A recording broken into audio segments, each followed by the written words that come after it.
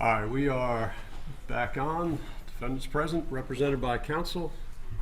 Got a little bit of movement going on, but I think we're good. I understand the state is ready to proceed with its next witness. It's ready, Judge. All right, just make sure if we have any additional movement, let's get everybody in if they're supposed to get in.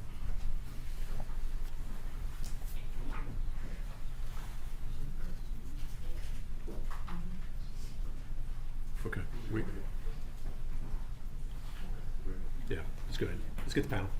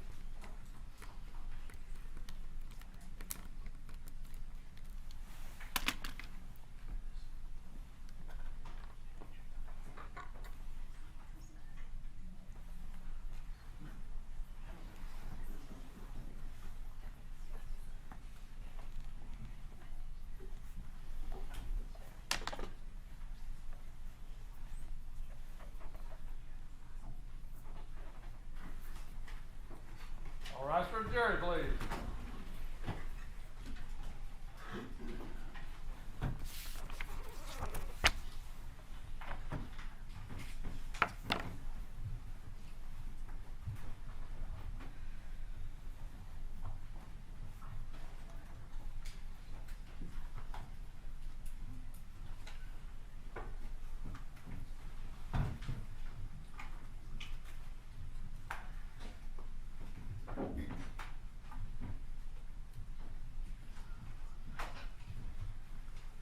Please sit.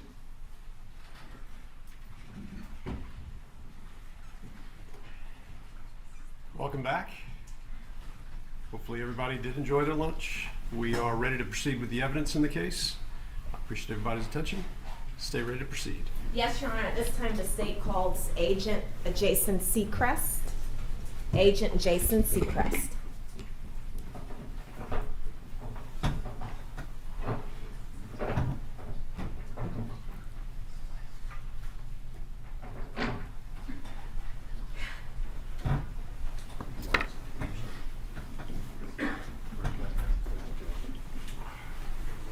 Swear to tell the truth, whole truth, and nothing but the truth. I will. Go ahead, have a seat.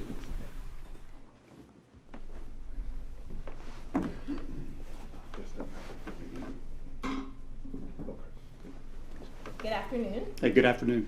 Go ahead and introduce yourself to the jury. Tell them your name and spell it for the court reporter. My name is Jason Seacrist, Seacrist. And how are you employed? I'm an assistant special agent in charge at the Georgia Bureau of Investigation. Okay. And what is the Georgia Bureau of Investigations? The GBI is a state law enforcement agency that's primarily tasked with assisting local law enforcement or other law enforcement agencies in criminal investigations. Okay. And is the GBI made up of like two different sections? The crime lab and the investigative division? That's correct. There are actually 4 divisions in the GBI, 2 of which are the investigative division and the division of forensic science. Okay. So what's the difference between those two divisions, just briefly? The investigative division is tasked with doing exactly what it sounds like, which is conduct the actual criminal investigation. Part of that would be conducting interviews, part of that would be collecting evidence. And once those items are done, then they are turned over, evidence is turned over to the Division of Forensic Science for actual scientific testing. Okay. And where is the headquarters located? Atlanta, Georgia. Okay. Now, other than the headquarters, are there various regions with different offices? Yes, ma'am. The investigative division is divvied up into 15 regional field offices that each cover, generally speaking, about 10 counties. Okay. And which region are you assigned to? I'm assigned to the Region 4 Field Office in Douglas, Georgia. We cover 11 counties, Okay. And how long have you been with the GBI? approximately 10 years. Any previous law enforcement experience? No, ma'am. Okay. Now, what are your primary duties in your position there with GBI? Currently, I'm a supervisor out of our office. Our office has 5 field agents, 2 crime scene specialists, an office manager. I am, again, the assistant special agent in charge, and then the special agent in charge is the top supervisor in the office. Okay. And are you post certified? Yes, ma'am, I am. What does that mean? So POST stands for the Peace Officer Standards and Training Council. They're the ones that establish the credentials for becoming a police officer in the state of Georgia. Being post certified means that you have completed the what's known as the Police Academy, and then every year after that you've also completed additional training to maintain your certification. Okay. And as a post certified agent with the GBI, do you have arrest powers under Georgia law? Yes, I do. Okay. Now, I want to turn your attention to the investigation into the death of someone by the name of Ahmaud Arbery. Are you familiar with that investigation? Yes, ma'am. Did you become involved in that investigation at some point? Yes, I did. Okay. How did you become involved? On the morning of May 6th of 2020, I received a phone call from one of our command staff. She advised that I was being tasked to assist the regional office in Kingsland in the investigation into the death of Ahmaud Arbery. Okay. Now, were you being assigned the lead role in that investigation? No, ma'am. Okay. Do you know who was assigned the lead role in that investigation? Assistant Special Agent in Charge Richard Dial. Okay. And you said you became involved on May 6, 2020? That's correct. Okay. So at the point where you got the call, what did you do? I packed my bags and I came over to Kingsland. Okay. I got the call about 9 o'clock in the morning, and I arrived at the Kingsland office at about 12:30. Okay. Now, what were your duties as it pertains to the investigation itself? Primarily was just to assist ASAC Dial in whatever investigative leads or need to be followed. Eventually, it culminated primarily into 2 tracks of the investigation, one being Mr. Roddy Bryan and one being Mr. Larry English. And then, of course, with other miscellaneous, I would say, interviews or lead follow-up as they occurred. Okay. So when you essentially got to Agent Dial, were you briefed on the investigation thus far? Yes, ma'am, I was. Okay. And was that from Agent Dial? It was from Agent Dial, and as we were beginning to review the investigative work that had already occurred. Okay. Now, were you given the file of Glenn County Police Department? Yes, we were. Okay. Are you familiar with the term neighborhood canvass? Yes, ma'am. Can you tell us what that is? A neighborhood canvass is where you go to an area where a crime has occurred, and you knock on every door that you can find in that area, trying to identify additional witnesses or people who had additional information regarding the incident. Okay. And to your knowledge, did GBI agents in this case do neighborhood canvasses? That's correct. Okay. Are you familiar with a neighborhood by the name of Fancy Bluff? Yes, ma'am, I am. Okay. And was that neighborhood a part of the canvassing in this case? Yes, ma'am, it was. Okay. Where is Fancy Bluff located in proximity to Satilla Shores? It is directly across, I think it's Highway 17, probably within a mile or 2 of where the incident occurred. Okay. Now, did you participate particularly in any of that neighborhood canvass? Not in the blanket neighborhood canvass, but I participated as it came to specific residences nearby in those areas where it had identified that we needed to do interviews. Okay. Do you remember when you started doing interviews, like what date? It was on May 7th. Okay. Now, do you recall a couple by the name of Diego Perez and Brooke Perez? Yes, ma'am, I do. Okay. How do you know them? They were living in the neighborhood of Satilla Shores. I believe they were a couple residences away from Mr. English's property. Okay. And did you interview them in this case? Yes, ma'am, I did. Do you remember when you interviewed them? It would have been on May 7th. Okay. Are you familiar with a couple by the name of Danielle Stoddard and her, not Stoddard, but Stoddard, and her husband, James Stoddard? Yes, I am. Okay. How are you familiar with them? Again, there was an interview that was done at their residence. Okay. When did you do that interview? I believe it was also May 7th. Okay. And are you familiar with a person by the name of Matthew Albenze? Yes, ma'am, I am. How are you familiar with him? Mr. Albenze was the one who contacted the non-emergency line on the day of the incident, and he lived on Jones Road, and I believe I interviewed him there or participated in an interview. Okay, and what neighborhood was that in, That located would be in Satilla Shores. Okay, and the Stoddards, do you recall where they lived? It was the Fancy Bluff area. Okay. Now,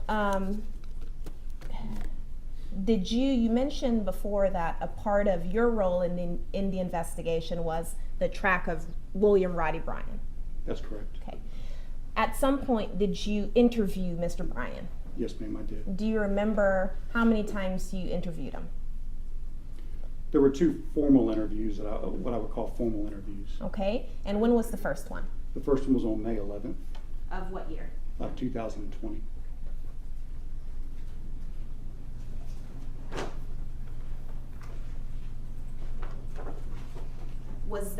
Where was that interview, where did it happen? Where did it occur? It occurred at the DNR regional office on, I believe it's Conservation Way here in Brunswick. Okay, it's 196A. So, was that interview recorded? Yes, ma'am, it was. Okay, was that video and audio? That one was only audio recorded. Okay, all right. And did you review that recording before coming to court today? Yes, ma'am. Did you review the whole thing? Yes, ma'am. Did you also review a transcript of that recording? Yes, ma'am. Okay, and was the transcript accurate as it pertains to what actually happened in the recording? Yes, it was. At this time, we would tender states 196 and 196A. 196 is the recording, 196A is the transcript. Yes, sir. Objection. No objection. No objection. There it is. Thank you. Now, Agent Seacrist, if you were to see Mr. Bryan in court, would you be able to recognize him? Yes, ma'am. Okay, do you see him in court today? Yes, ma'am, I do. Can you please point him out and describe what he's wearing? He is sitting to the far right at the defense table in a blue jacket and looks like a gray shirt, wearing glasses. Okay, let the record reflect that he has identified William Bryan. May I approach? Thank you. There you go. So, Agent Seacrist, I'm showing you what's been admitted as 196A. Do you recognize 196A? Yes, ma'am, I do. Okay, what is it?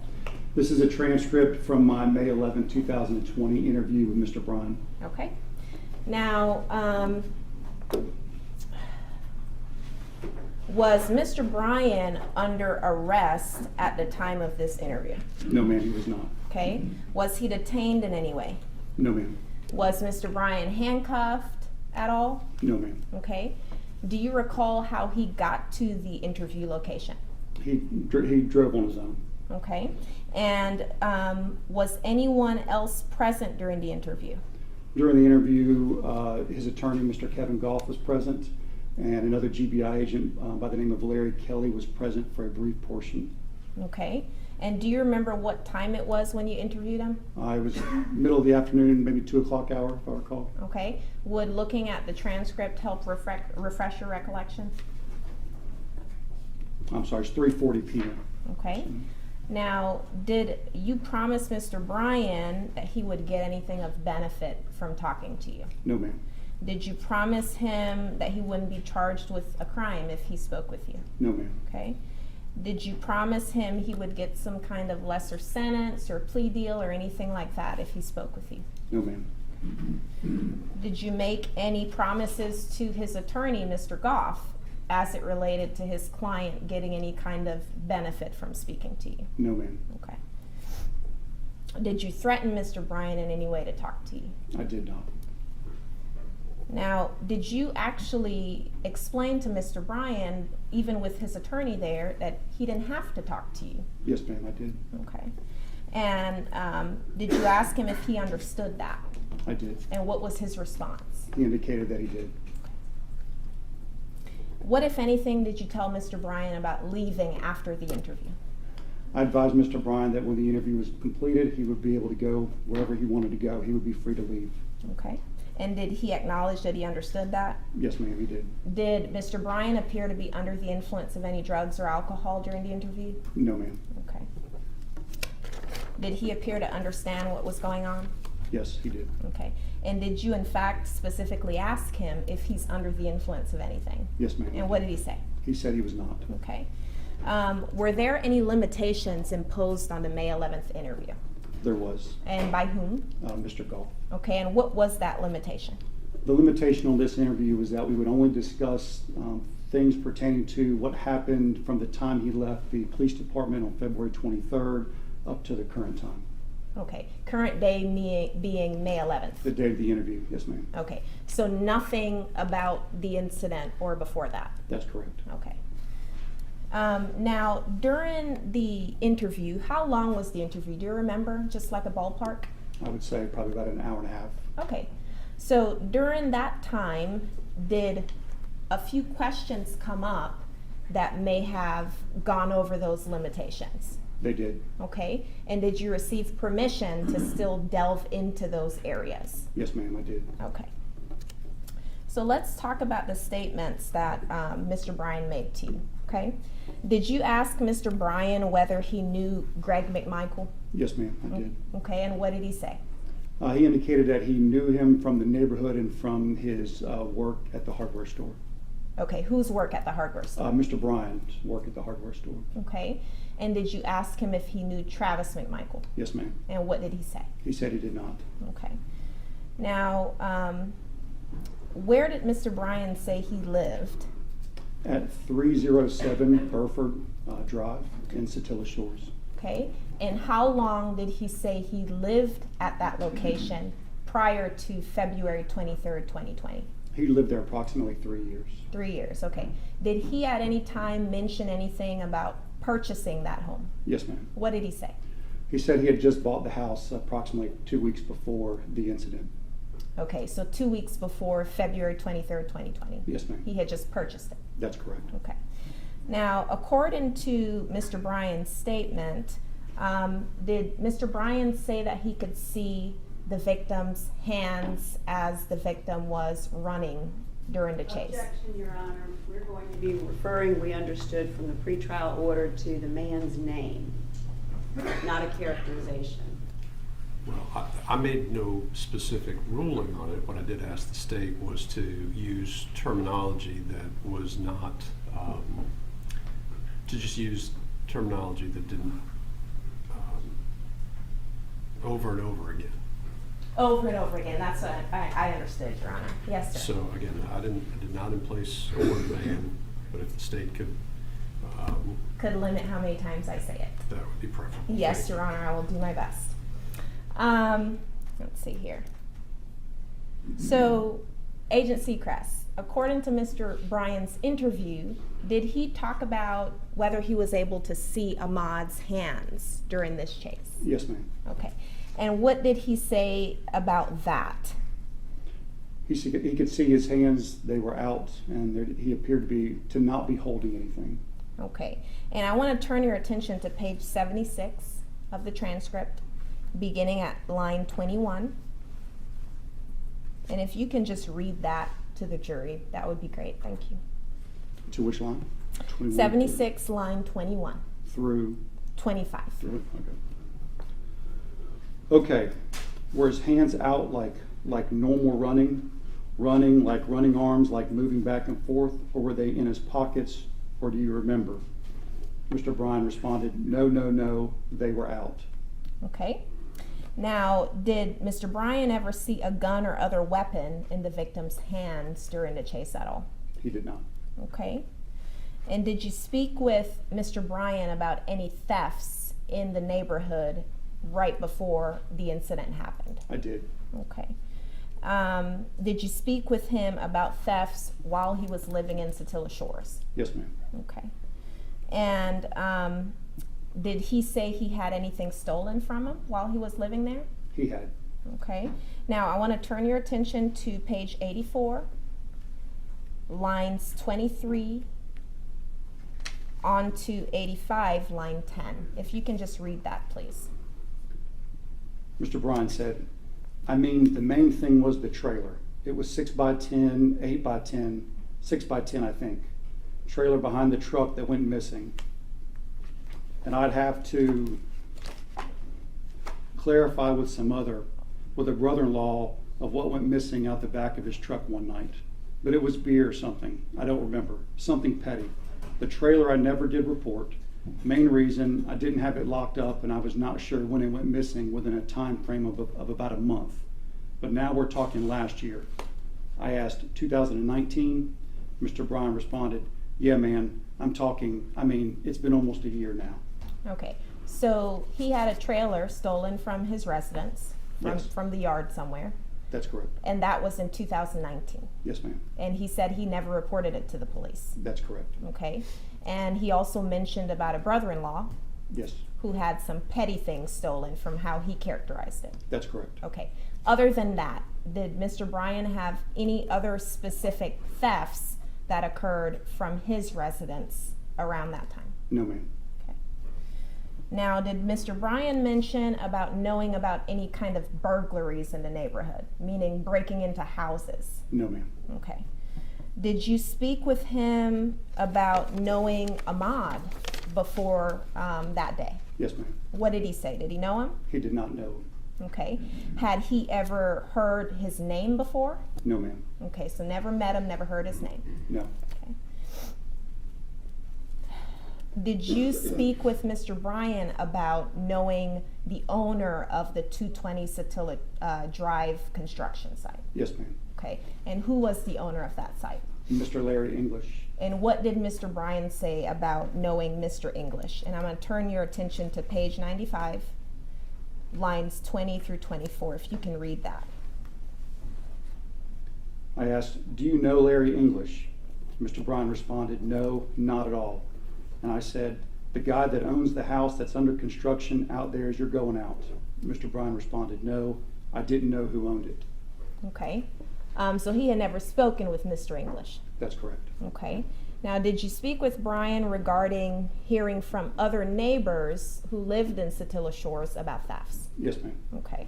And what did he say about hearing about thefts? And I'm going to point you to page 96, lines 11 through 13, and then 16 through 23. So first 11 through 13. I said, okay, have you had any other neighbors talk to you about thefts in the area or issues?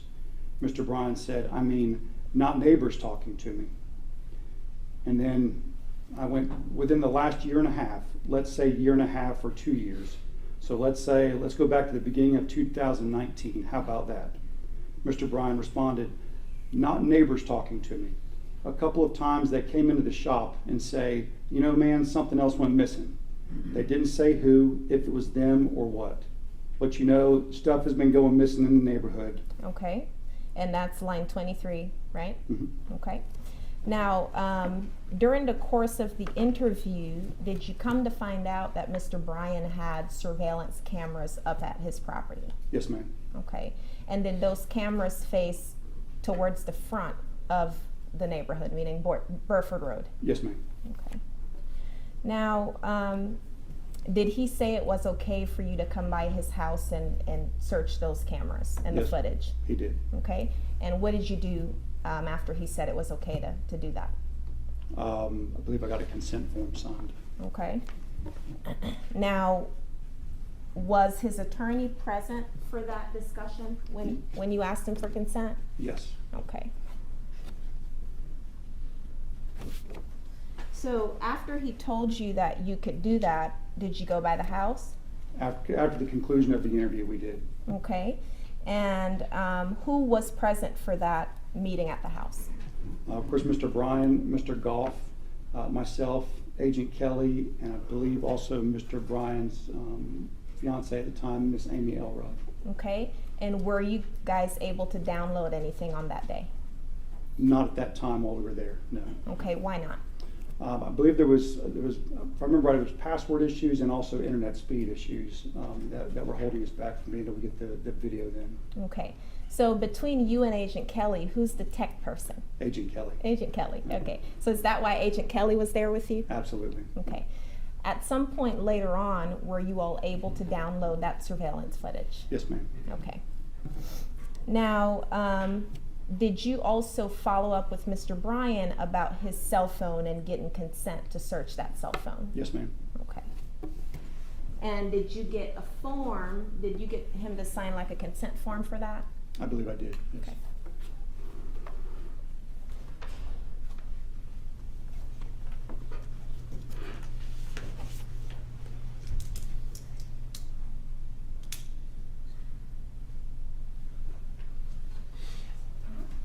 No objection. May I approach, Judge? Yes. Okay. So, Agent Seacrist, I'm showing you what's been marked for identification purposes as State's Exhibit 197. If you can look at it and tell me if you recognize it. Yes, ma'am. Okay, what is it? This is the waiver of constitutional rights to a search warrant of an electronic or cellular device. Okay, and is it the form that you had Mr. Bryan sign on May 11th, 2020? Yes, it was. Okay, does it seem to be altered in any way? No, ma'am. At this time, we tender States, is that 198? 197. 197. No objection. No objection. Sorry, I can't see. No objection. It's admitted. Thank you. Permission to publish, Judge? Go ahead. Thank you.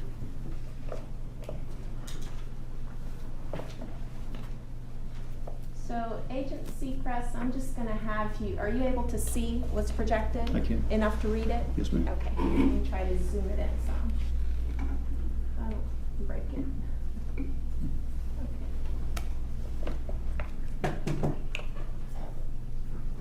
Okay, if you can just start from the top, that would be great. Okay. So if you can just read from here on down. Waiver of constitutional rights to a search warrant of an electronic cellular device.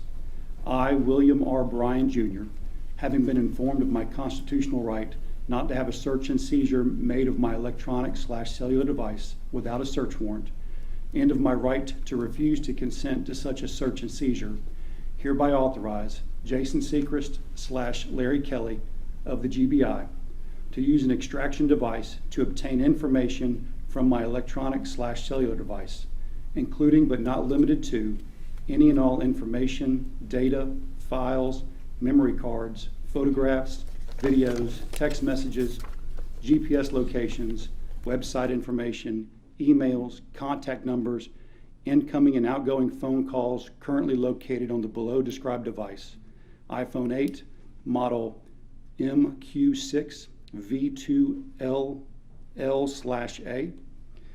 I'm giving this written permission to the above named investigator voluntarily and without threats or promises of any kind.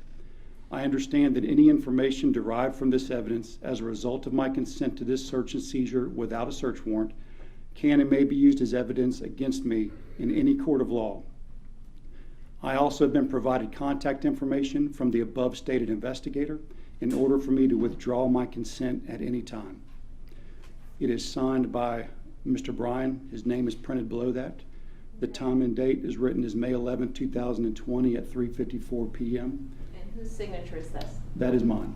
And what about this one? I believe that's Agent Kelly's. Okay. And did you go over this form with Mr. Bryan before he signed it? Yes, ma'am. And did he appear to understand it? Yes, ma'am. Okay. Now, after the May 11th interview, did Mr. Bryan leave freely? Yes, ma'am, he did. Okay. And what did you do with this form? Did you contact another agent to get the phone extracted? Yes, ma'am, Agent Kelly. Okay. And what's an extraction, just briefly? We use a device that actually plugs into the phone and just downloads all the information from the phone. It can also include not just information currently on the phone, but if information has been deleted from the phone, we can sometimes get that information. So it gives us all the content off the phone. Okay. Now, during that May 11th interview with Mr. Bryan, what, if anything, did you tell him about him being a witness? In my initial conversation with Mr. Bryan, I identified him as a witness, as it starts off right now. I said that we had a lot of investigative work to do and that we had additional questions that we needed specifics on, and that would be the course of the investigation. Okay.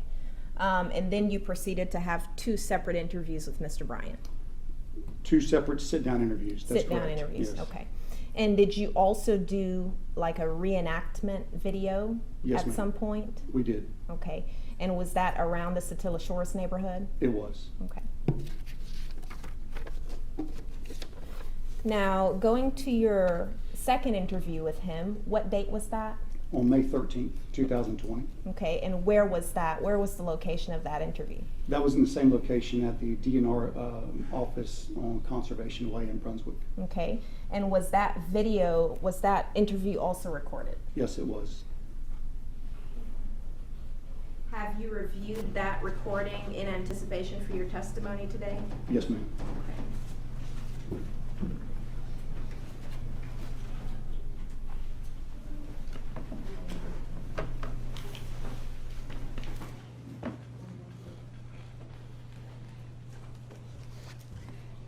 So when you reviewed the recording, Agent Seacrist, was it a fair and accurate copy of the recording of the video you did, the interview you did with Mr. Bryan? Yes, it was. Okay, and in conjunction with that, did you also review a transcript? I did. Okay, and did the transcript match up with the interview you did with him? Yes, ma'am. Okay, any alterations or deletions? No, ma'am. Okay, I'm going to show you this 198A for identification purposes. Tell me if you recognize that. I do. What is it? This is the transcript from the interview with Mr. Bryan on May 13th, 2020. Okay, Your Honor, at this time we tender states 198 and 198A. No objection. No objection. No objection. It's admitted. Thank you, and you can just hold on to them. So, same questions about this interview. Was he under arrest? Was Mr. Bryan under arrest at that time when you interviewed him on the 13th? No, ma'am. Okay, was he in handcuffs in any way? He was not. Was he detained in any way? No, ma'am. Who else was present, if anyone, His for that attorney, interview? Mr. Goff, Okay, and how did he get to the location? on his own. Okay, now remember what time it was when you interviewed him on May 13th? I believe that one was in the 2 o'clock hour. It was 2 o'clock. Yeah. Okay. If I were to show you a copy of your report Mhm. that you did to summarize that, would that refresh your recollection? It would, yes, ma'am.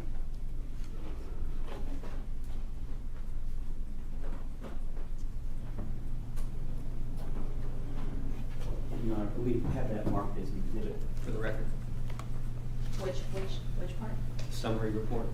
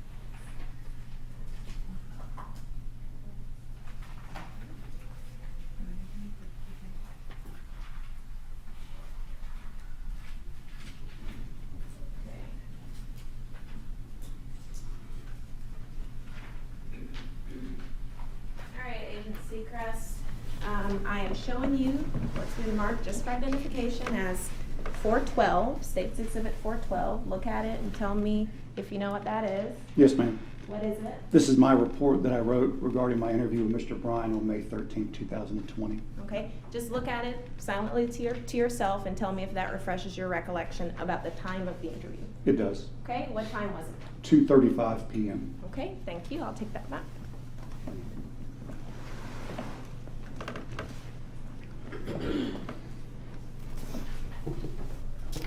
Okay, so did you promise him anything during that interview? No, ma'am. Okay. Did you make any threats towards him or force him to into any interview with you? No, ma'am. Okay. And did you make any promises to Mr. Goff, his attorney? No, ma'am. Okay.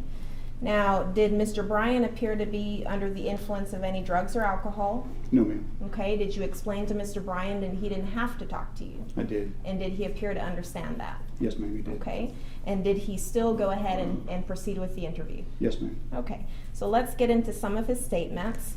What did Mr. Bryan say he was doing on the day of the incident when he noticed something was going on?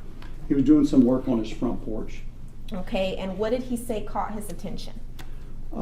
Someone running and the sound of a vehicle engine. Okay. And did Mr. Bryan say that he was listening to music or something like that? He did. He was listening to music in his garage, which was on the opposite end of the house from where he was working outside. Okay. But he could still hear a vehicle engine coming by. That's correct. Okay. And he said he saw somebody running as well. Yes, ma'am. Okay. Now, did he say he knew what was going on at that time? He did not. Okay, I'm going to direct your attention to page 7, lines 24 into page 8, line 6. And if you could just read that, please. Mr. Bryan said, and for whatever reason, I don't. Well, I mean, at that point, I was like, okay, well, he's chasing him in the truck. Whoever's in the truck, you know. And I'm figuring, I don't know. I don't know what's going on at that point, but I'm figuring something's wrong. And I, not really loud, but I said, you got him, you need help, something like that. Nobody could hear me though, I'm sure. Okay. And what did Mr. Bryan do after that? He walked over and grabbed his keys.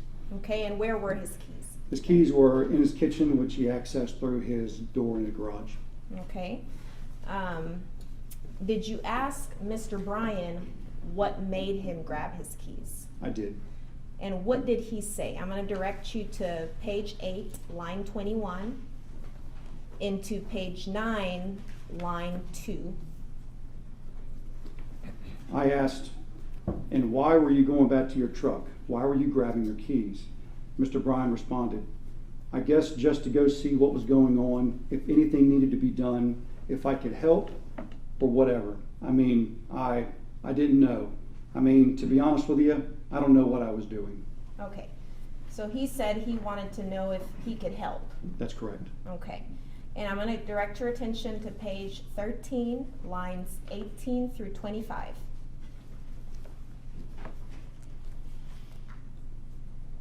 I asked, what was it that made you decide I need to go get my key and get in my truck and see what's going on? Mr. Bryan responded, I really don't know. I said, okay. And then Mr. Bryan said, I can't answer that. I don't know. It just, you know, I'm thinking through my mind that maybe he's done something. The guy running, and I don't know. Okay. And when he left his house, did he have a cell phone on him? Yes, ma'am, he did. Okay. And what, if anything, did Mr. Bryan say about recognizing the truck in question? If you can just read page 9, lines 3 through 14.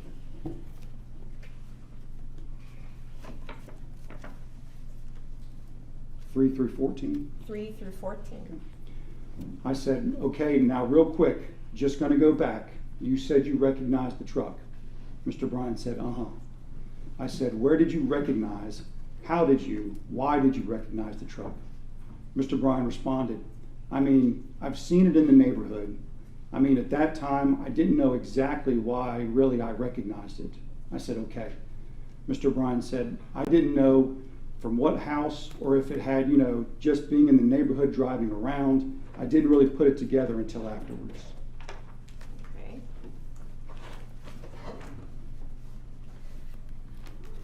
Did Mr. Bryan ever say that he heard Ahmaud say anything during the chase? He never heard Ahmaud say anything. Okay. And did Mr. Bryan ever mention trying to slow down Ahmaud during the chase? Yes, ma'am. Okay.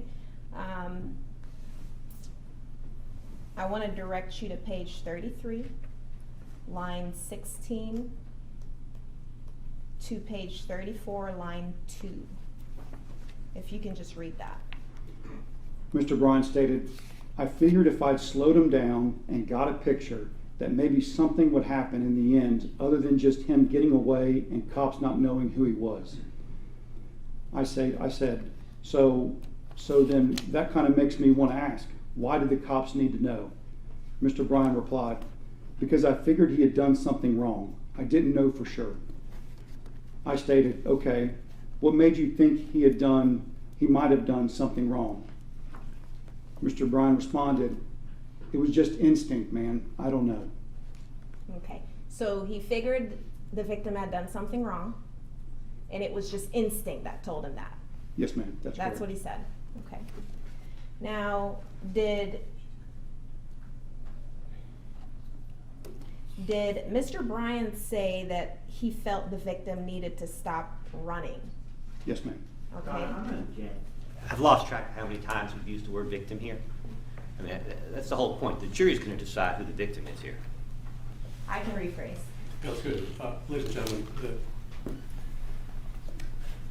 the court has not banned the use of any words in this court. And what I had given the facts of this case and the positions of the parties, I asked the lawyer simply to use various terms. The witness can use whatever term he wants. And that's what's going on here. So if the state could refer to Mr. Arbery as Mr. Arbery and move on from there. Yes, Your Honor. Now, Agent Seacrist, did Mr. Bryan say he felt Mr. Arbery needed to stop running? Yes, ma'am. Okay. And why did he feel that? Can you read page 37, line 5 through 10? Mr. Bryan stated, yeah, I figured he stole something. I didn't know if he had shot somebody. I didn't know what was up. So I asked Mr. Bryan, had you heard any gunshots or anything like that? Mr. Bryan responded, no. Okay. So Mr. Bryan said that he figured Ahmaud had shot somebody. Yes, ma'am. Object. First of all, I asked and answered. Second, I object to the characterization. Mr. Seacrist has already given his testimony about what was said, word for word, and I object to the characterization after the fact by the prosecution. Judge, I'm not characterizing it. It's what he said. Again, ladies and gentlemen, what the lawyer's asking questions is not testimony. The testimony comes from the witness stand. It's sustained. Go ahead and ask your next question. Okay. Did you ask Mr. Bryan whether he ever said anything to Ahmaud when he was chasing him? Yes, ma'am. Okay. Did he say he said anything to Ahmaud? No, ma'am. Okay. What, if anything, did Mr. Bryan tell Ahmaud regarding he needed to stop running? He didn't say anything. Okay. What, if anything, did Mr. Bryan tell Ahmaud about wanting to talk to him? Mr. about Bryan didn't say anything. Okay. What, if anything, did Mr. Bryan tell Ahmaud about wanting to arrest him for anything? Mr. Bryan didn't say anything.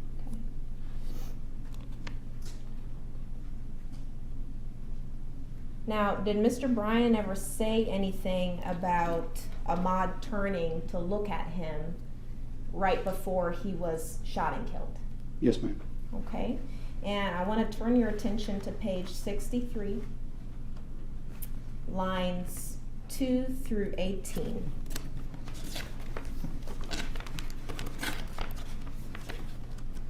I'm sorry, lines 12 through 18.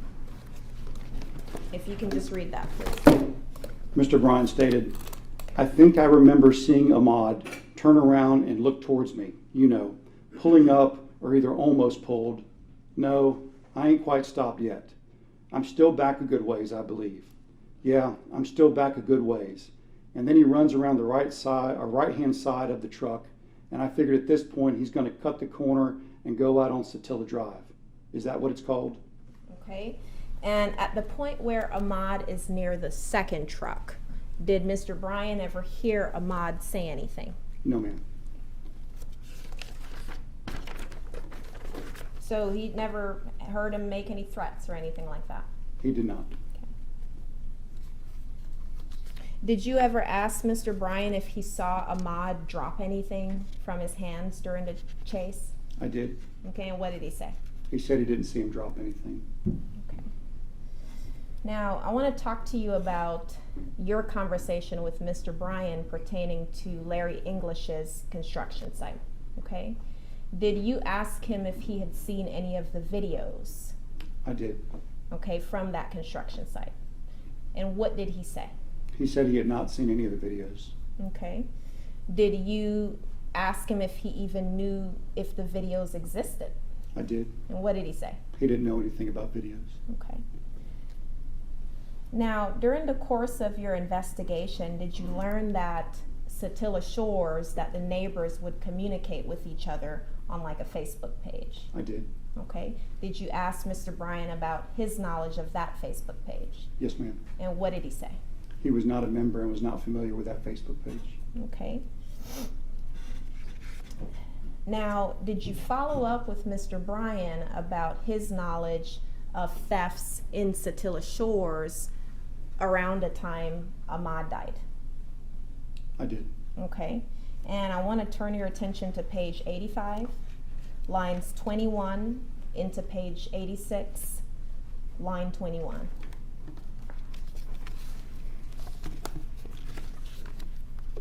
I asked, okay, so just to get a clear picture, the only specific thefts at the time of this event that you knew about from what you told me are your trailer. Mr. Bryan responded, uh-huh. Then I stated, your brother-in-law, some stuff out of the bed of your brother-in-law's truck. Mr. Bryan responded, uh-huh. I stated, anything else specific? Mr. Bryan said, specific, no. I had heard that there had been some. And I stated, that's just in general? And Mr. Bryan said, in general. I asked, but no real specific incidents? And Mr. Bryan said, nothing. You know, what was stolen, what house, where, when. I asked, when it happened? Mr. Bryan said, no. I said, what was, none, nothing? Mr. Bryan said, no.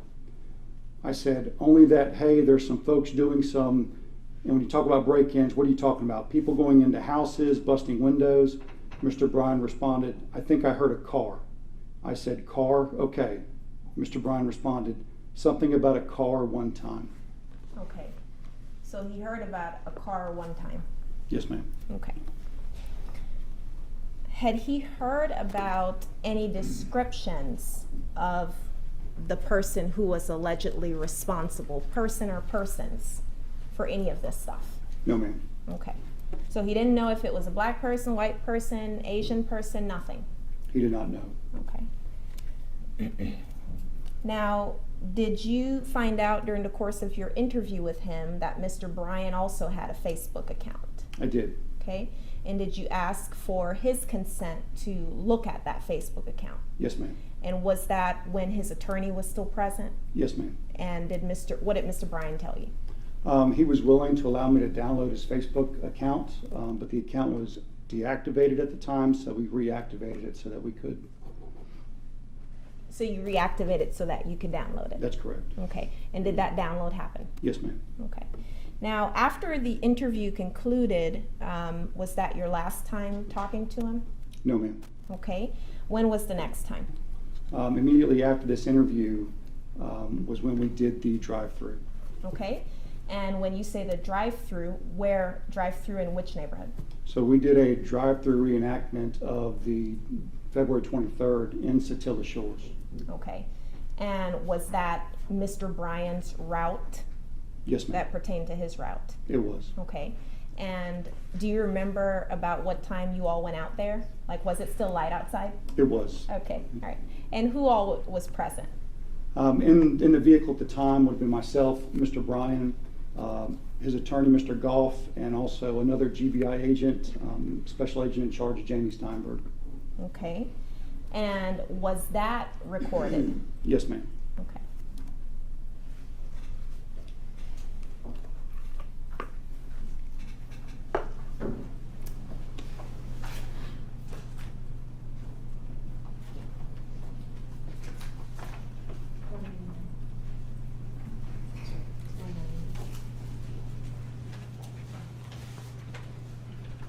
May I approach, Your Honor? Yes.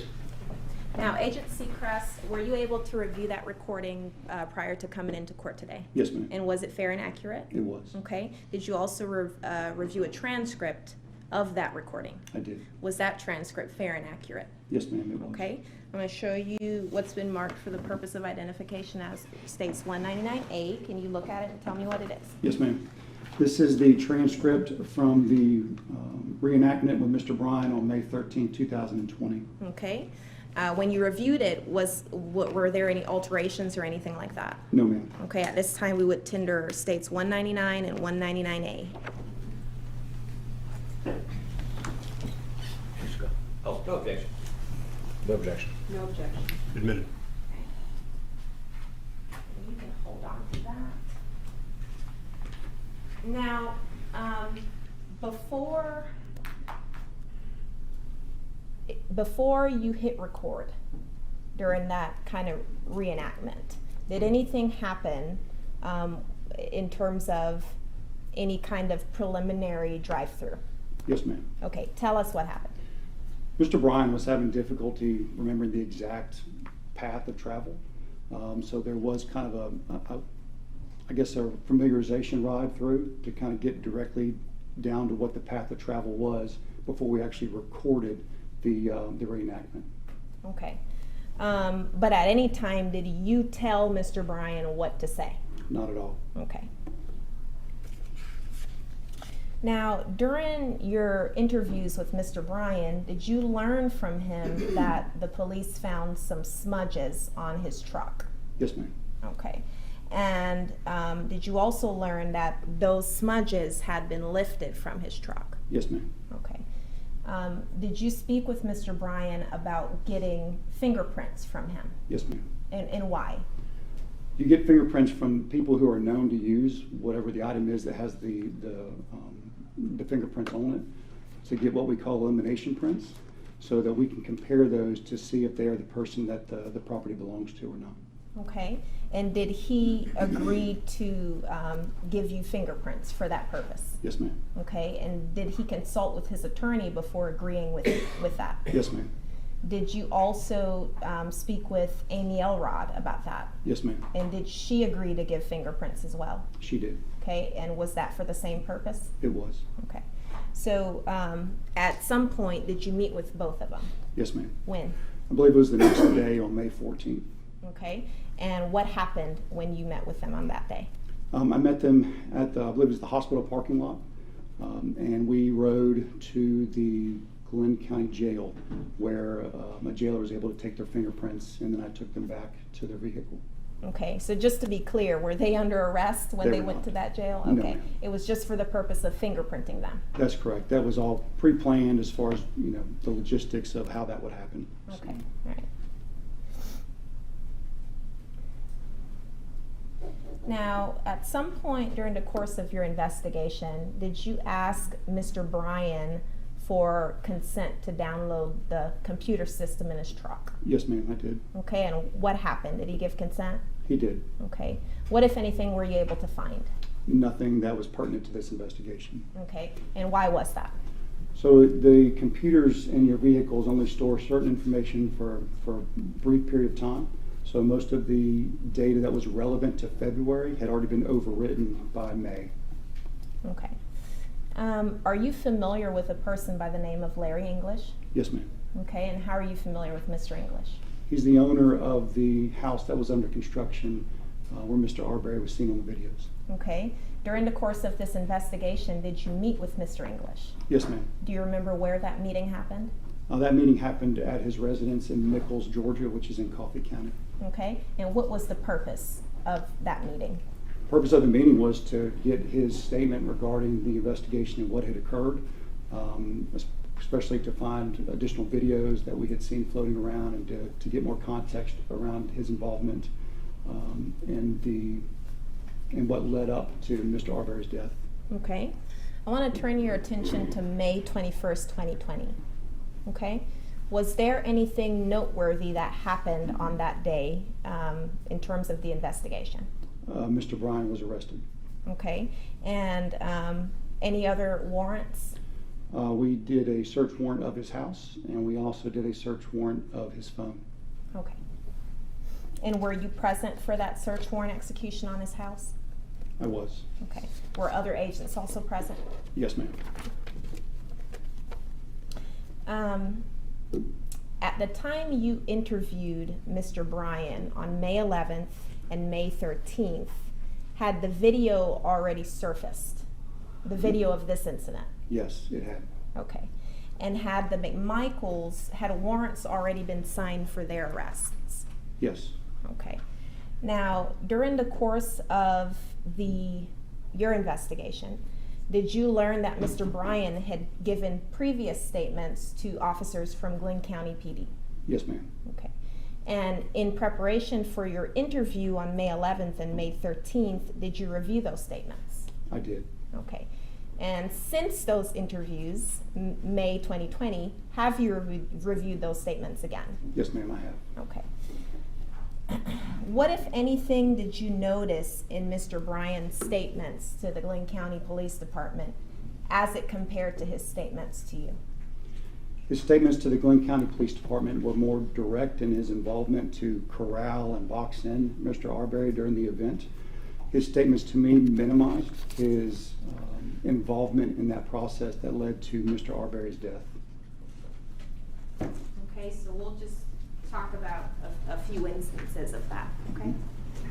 Were you able to review the transcripts of those statements given to Officer Minshew and Detective Lowry? Yes, ma'am. Okay.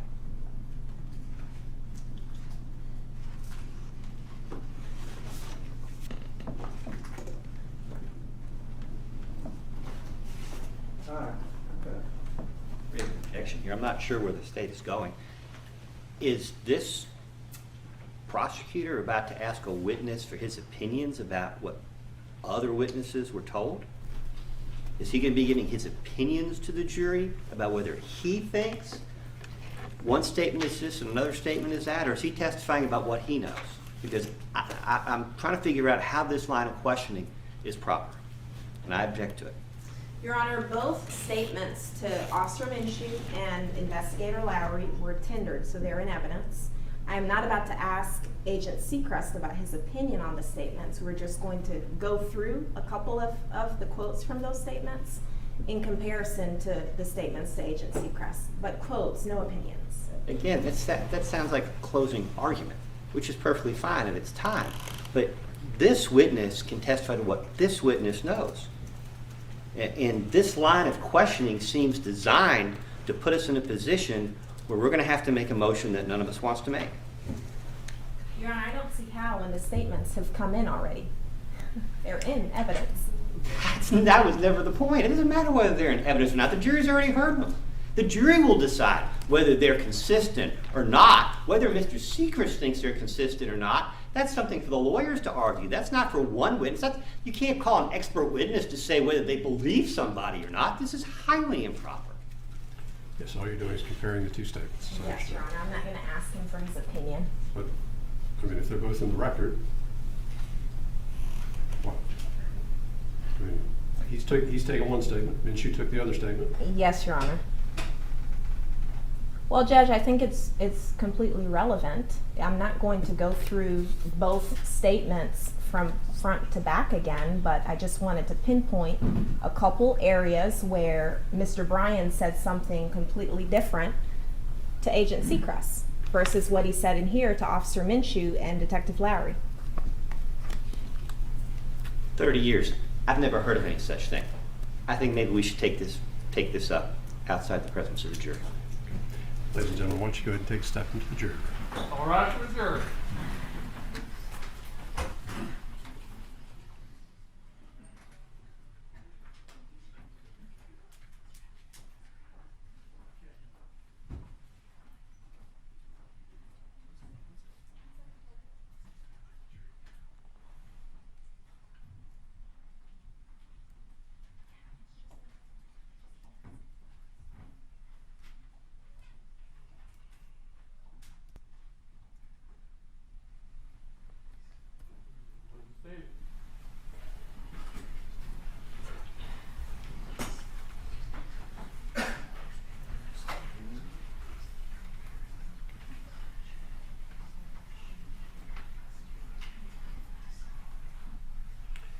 Mr. Goff. Your Honor, I object. The prosecutors laid this foundation that Mr. Bryan is characterized as changing his statements. That's well and good for a closing argument, but you can't call witnesses for the purpose of challenging credibility of the defendants in that way. Anybody. I have never even heard of such a thing being done in the trial of a criminal case, much less a murder case. You can't have one witness testify as to whether what another witness has been doing or editorializing as to what he thinks that means. He can testify to what he knows. This is highly improper. Highly improper. And Judge, I'm not asking Agent Seacrist to editorialize anything. I'm going to ask him about specific quotes, not a lot of them, a couple, from each statement, and then ask him what Mr. Bryan said specifically to him on the same subject. That's it. Not to ask him how they differ or, The objection is the statement. He can testify to what his statement was. If the state wants to go ahead and argue differences in the statement, you're welcome to do so as part of the argument. But for him to comment on a statement given to another officer, of course not going to permit that. So that's sustained. Let me also address since we've got a break here, with the use of the term victim. Let me be very clear, because you mentioned a pre-trial ruling. The court has not implemented a word ban in this case. What I said and what I think was told to me at the time was that I generally don't implement word bans, and what I was told was that everybody would be very cognizant of that and understand that that term in this particular case brings a number of issues in. What I was told by the state was there was going to be an attempt to at least reduce the use of that. I sustained the objection because the court saw that as being the term that was being used with this witness. That word ban is still not in place, because I realized after I'd made my ruling it sounded like I'd changed that. That is not the case. The court found under these circumstances that was the term that you were using over and over to describe Mr. Arbery under these circumstances. So I just wanted to clear that up. So the court's ruling, pre-trial ruling, has not changed. I just want everybody to be aware of the terminology we're using under the circumstances and facts of this case. So Yes, Your Honor. let's go ahead and get the panel.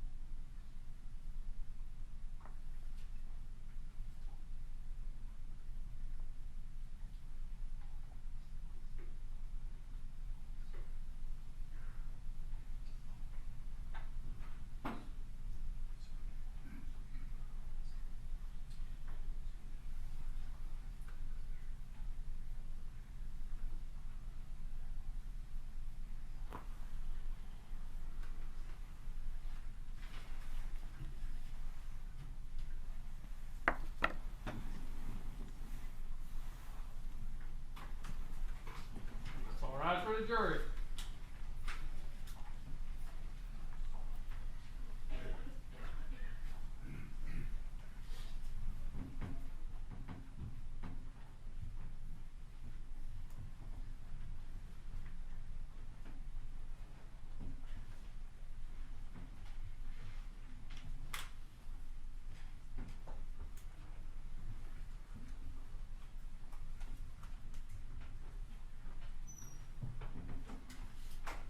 Please seated.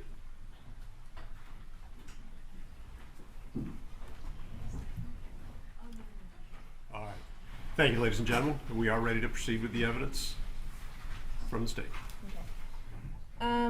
Agent Seacrist, what did Mr. Bryan say to you in your interview with him on May 13th regarding the moments when he left his driveway.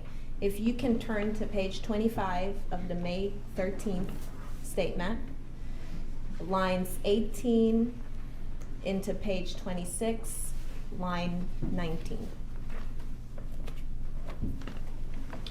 Mr. Bryan stated, and you know, for whatever stupid reason again, I mean, there's going to be some reasons here that I don't understand why I did it. I jumped out in the road from my driveway at about the same time he got there. I asked, so did you like straight out? Mr. Bryan responded, yeah. So I asked, so you didn't go left or right, you just kind of went straight. Mr. Bryan responded, straight, well, maybe a tad to the left. I asked, angled a little bit? Mr. Bryan responded, just a tad. I said, okay, and why did you pull out and angle it to the left like that?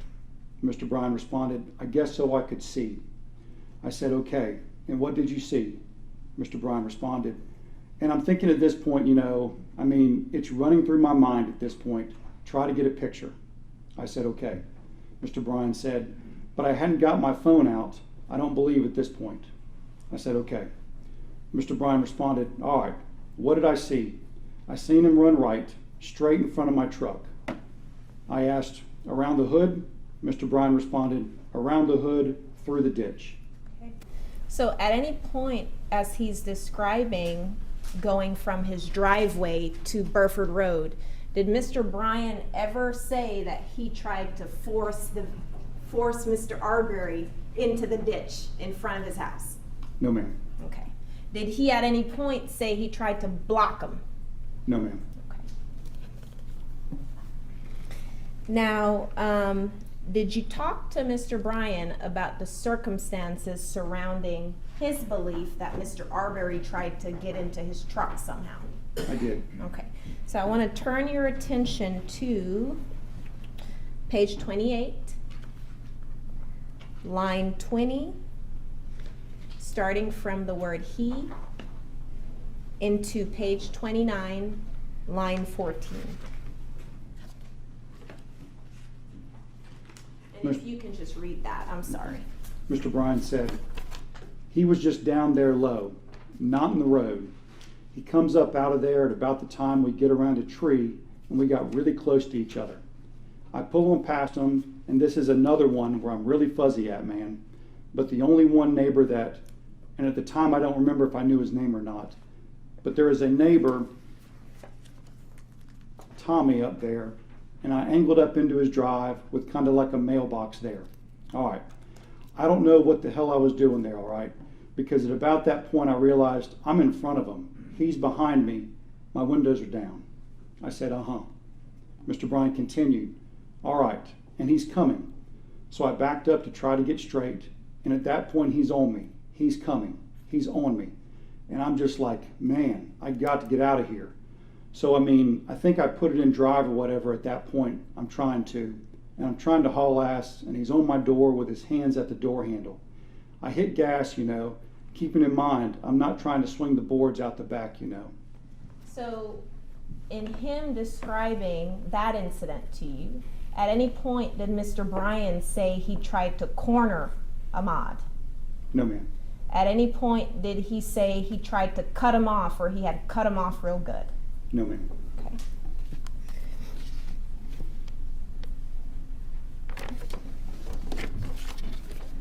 Now, in your statement, in your interview with him, did you confront Mr. Bryan about using the word block in his previous statement to the police officers versus what he told you?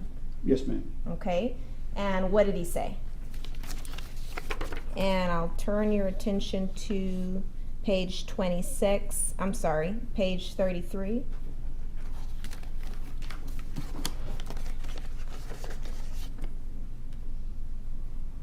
So it starts at line 11.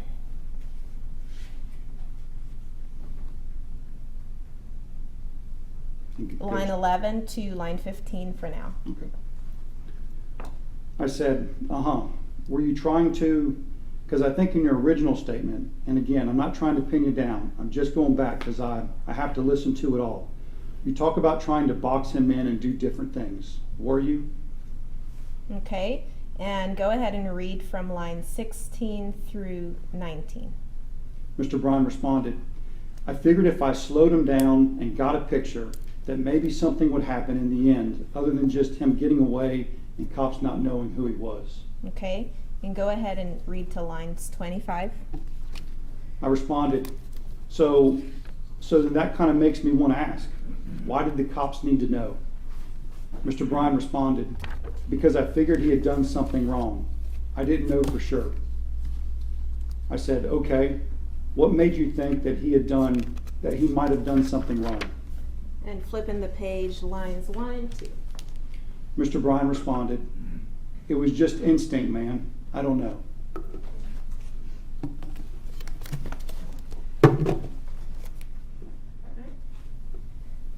Your Honor, at this time, I would like to publish the reenactment video. Permission to publish that? It's been So we did admitted. it. Good. Yes. Yes.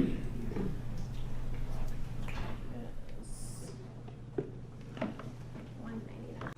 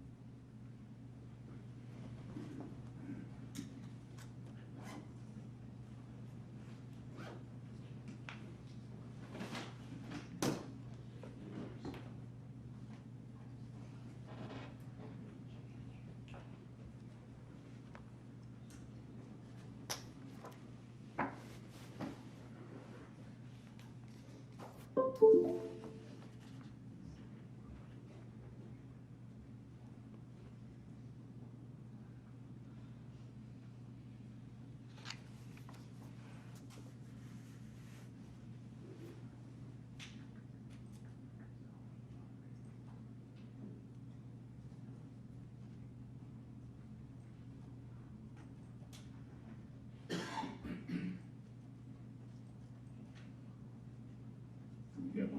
All right. So I thought I was gonna turn.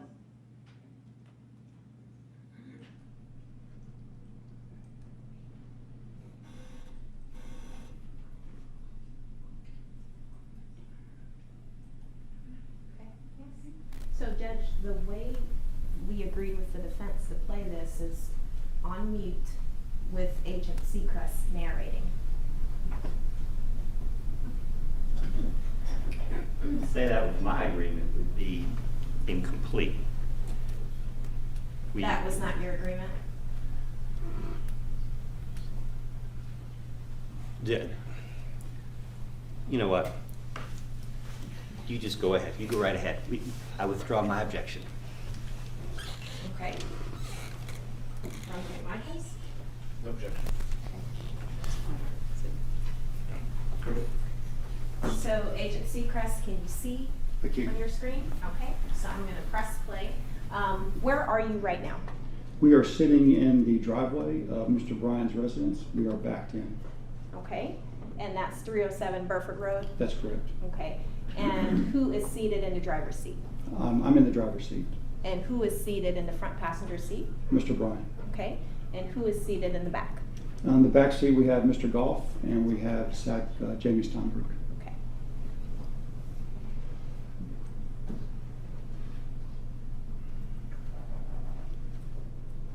So if you could just tell So- the jury. Yeah, he's telling us right now where, as he's getting in his car and what he's fixing to do. He wants to drive out and he's angling to the left in the direction that they went. And he's saying right around here is where Mr. Arbery pops up. So he's backing up because it surprises him. Doesn't back in quite enough to where when he makes the turn, he's getting close. He says he's about to hit his mailbox, and Mr. Arbery is down in the ditch. And he's running somewhat parallel to the vehicle, to his vehicle. Okay, so I'm gonna pause. Mhm. Do you see the ditch in the Yes, video? ma'am, I can. Okay, can you step down, I please, can. just briefly? And don't touch the screen because bad things will happen. Okay. But if you can just point to the general direction, there's a pointer right there to your right if you wanna use that. And then don't touch the screen. Don't touch the screen. You can see the ditch right through here. That's almost like a little, I think might be a little footbridge right there over it. Okay, And the ditch is running right through here. okay, thank you. Have a seat.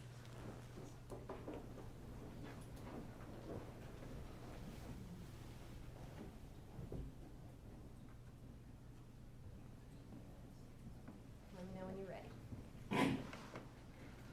Good? I'm ready. Okay. He's explaining that Mr. Arbery is down in the ditch, maybe not quite in the water, but he's down in that ditch that way. He's going to start coming up and still kind of running parallel. They're coming up to a tree right here where you can see a sign. I think it's maybe a realtor sign.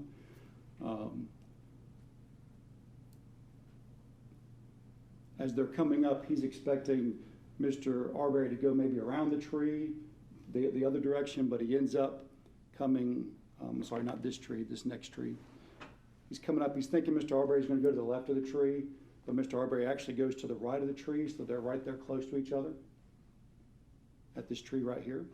So Mr. Arbery is between the tree on his left and his truck on the right. As they come up, he pushes ahead at this point. He gets ahead of Mr. Arbery, and as he comes into this driveway, he actually angles off, and that's where he was trying to stop his movement. He was Okay. trying. Okay, sorry. Now, in this actual reenactment, did Mr. Bryan ever say that at this point he tried to corner Mr. Arbery? No, ma'am, he did not. Did he say he tried to block him? He did not. Okay. He is angling off into Mr. Arbery's direction and Mr. Arbery's path of travel. At this point, he says his window's down. He realizes that he's put himself in a bad position, and he starts to back up. And it's somewhere in that time frame where the contact is made between Mr. Arbery and the vehicle. Whether or not Mr. Arbery is reaching for the door handle or whether he's just touching the truck, that's where the contact is made. And Mr. Bryan said he was worried at this point, so he put the vehicle in drive, and that's when he took off ahead of Mr. Arbery again.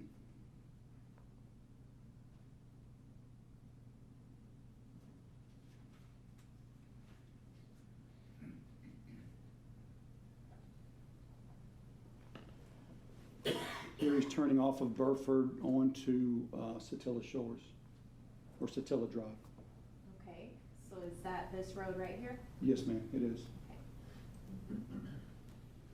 We've just passed Holmes Road, and he, at this point, stops, backs up as Mr. Arbery makes the turn down Holmes Road.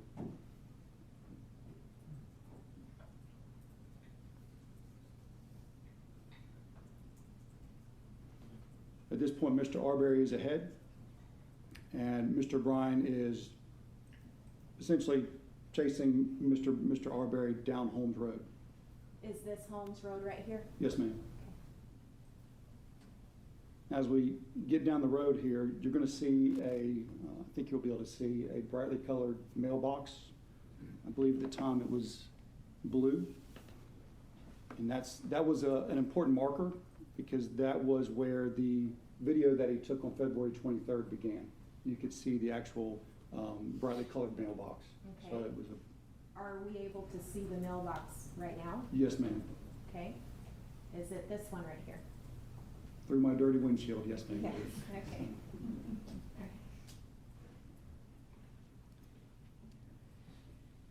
So we paused. He confirms he's on the left side of the road at that time when the video starts. You actually see at this point in the video, and that's what we're talking about, is you see Mr. Arbery, I think he was briefly running away and then comes running back towards Mr. Bryan in the video. Mr. Bryan believed that Mr. Arbery ran down his passenger side, I believe. Okay, so at this point, is Mr. Bryan still driving on the wrong side of the road? Yes, ma'am.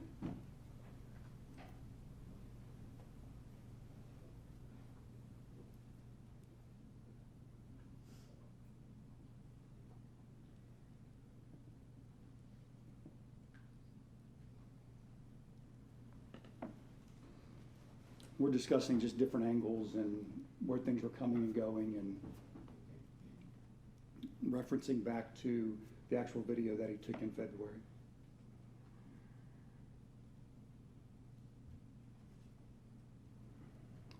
He's told me somewhere at that point, after Mr. Arbery passed him, that he had gotten back over onto the right side of the road. Now, during this portion of the actual video on the day of the incident in February, he had dropped the phone, so or put it on his lap, I think was what it was. So he's telling us what happened here, and he's saying how he went down a little bit farther. Now, the mailbox you see right there on the right side with the driveway, that's actually another marker that we can kind of identify from the actual video on the day of the incident.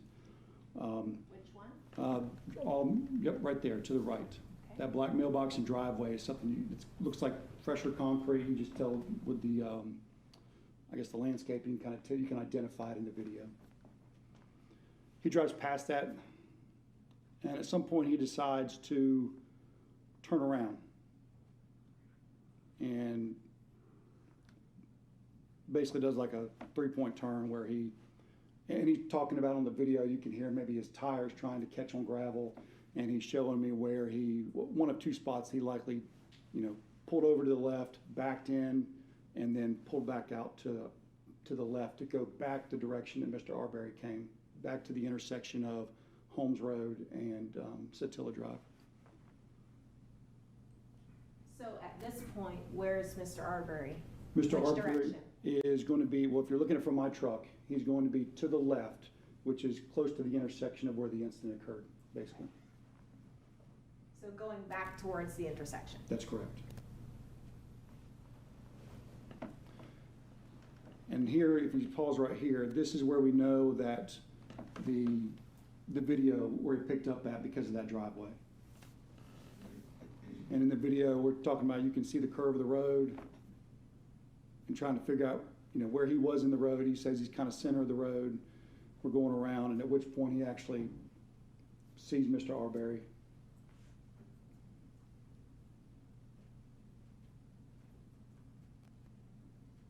And we're determining where it was that he stopped at when he actually finally stopped and finished taking the video.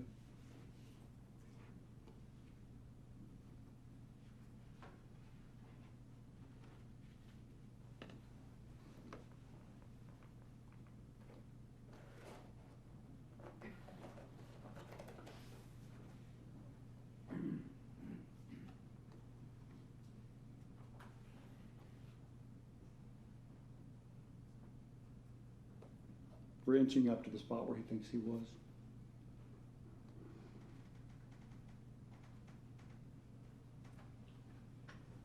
If you see the stop sign there, you can see the intersection. That's the intersection of where the incident occurred. Okay.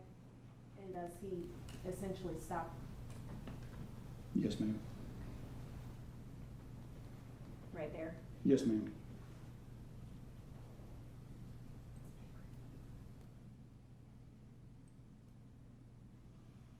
Now, Agent Seacrist, throughout that entire reenactment video with Mr. Bryan, did he ever once say that he tried to angle at Mr. Arbery?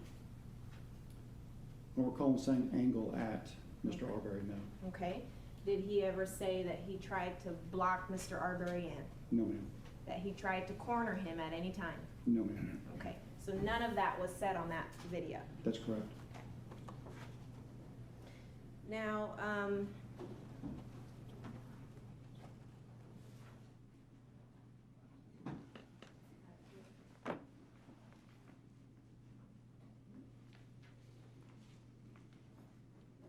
approach, Judge?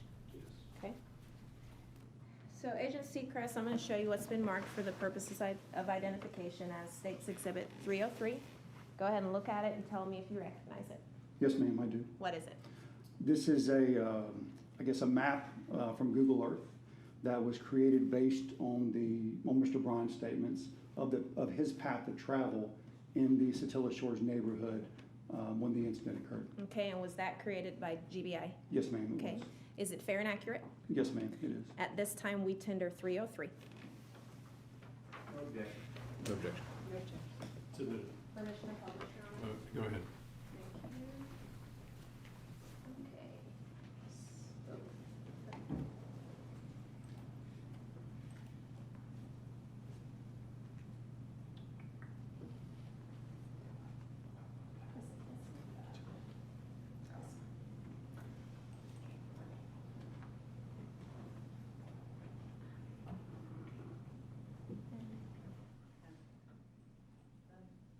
Okay. Please. We're discovering there's about 3 people in the world that can run this thing. One is Mr. Sheffield, one is Ms. Donikowski. Thank you.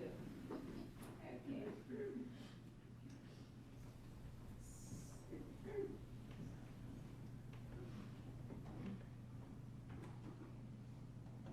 Agent Seacrist, can you see this clearly? Yes, ma'am. Okay. Turn it just like that. And can you step down, please? Okay. Okay.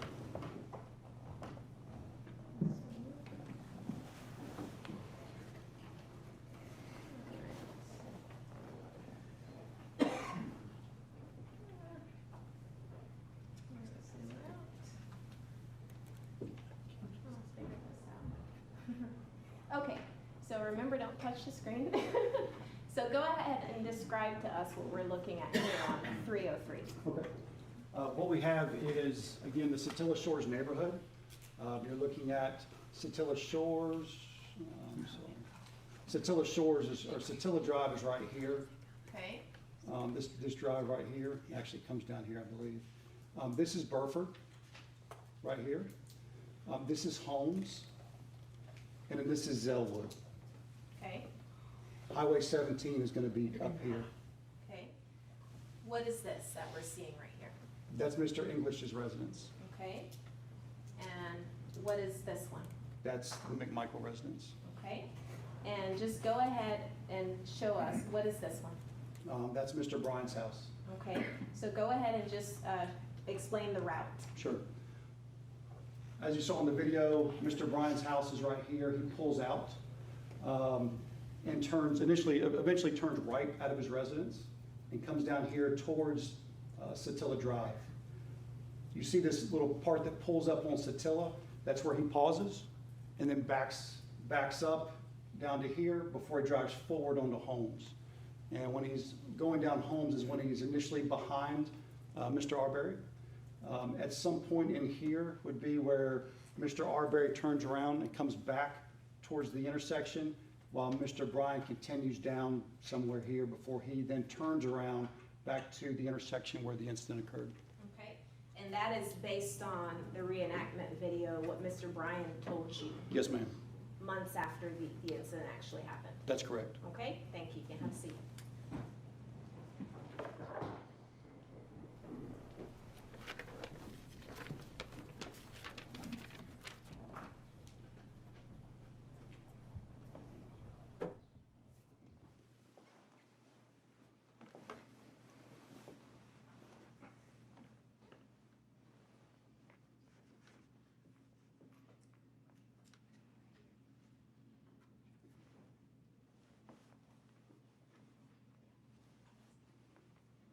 So, Agent Seacrist, remember we talked about the surveillance system at Yes, ma'am. Mr. Bryan's house? Now, you said Agent Kelly was there with you when you all were trying to download that? That's correct. Okay, and was he the one who actually did the form for that one? I believe he did, yes, ma'am. Okay, Yeah. all right. That is all I have for you. Thank you. The defense might have some questions for you, okay? All right, this is gonna take a while. I need a bathroom break. Is and gentlemen, why don't we take a 15-minute recess, sort of mid-afternoon, and we'll get back into the evidence. Thank you. All rise for the jury.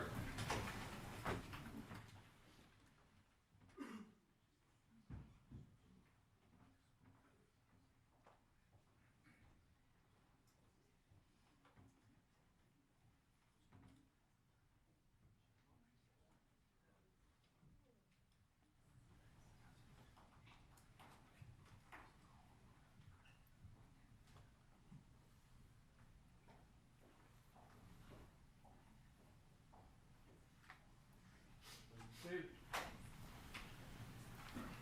All right, Agent, you can go ahead and step down. If you could please be back within about 10 minutes to be ready to go. I remind you, you're under oath. Please do not discuss your testimony with anybody. Yes, sir. Thank you. All right, we're in recess for 15 minutes.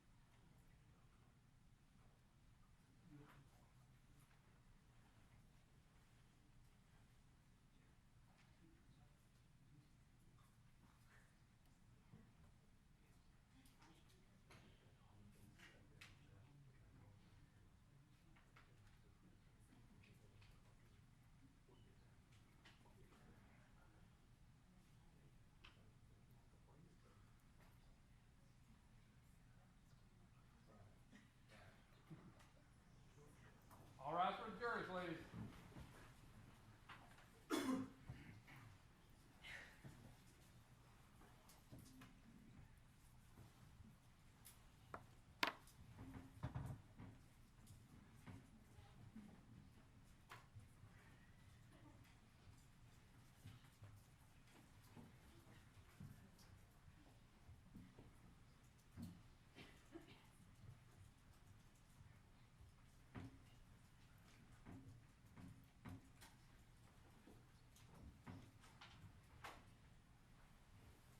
Please be seated.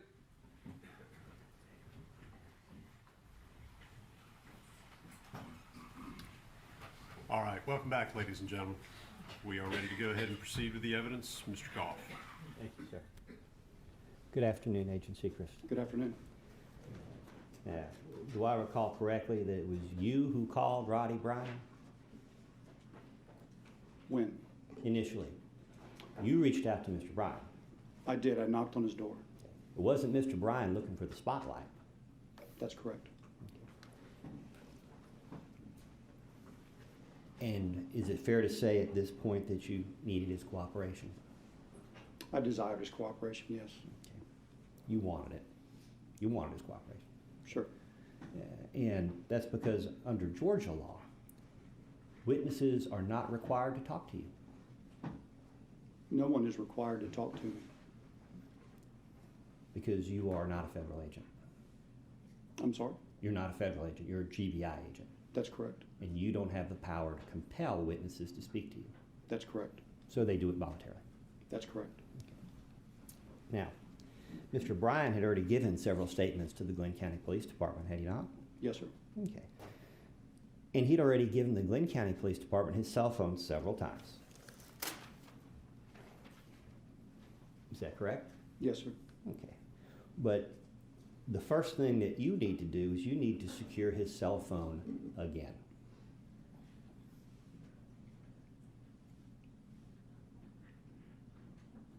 That's your first mission, is to secure his cell phone. My first mission? Yes, sir.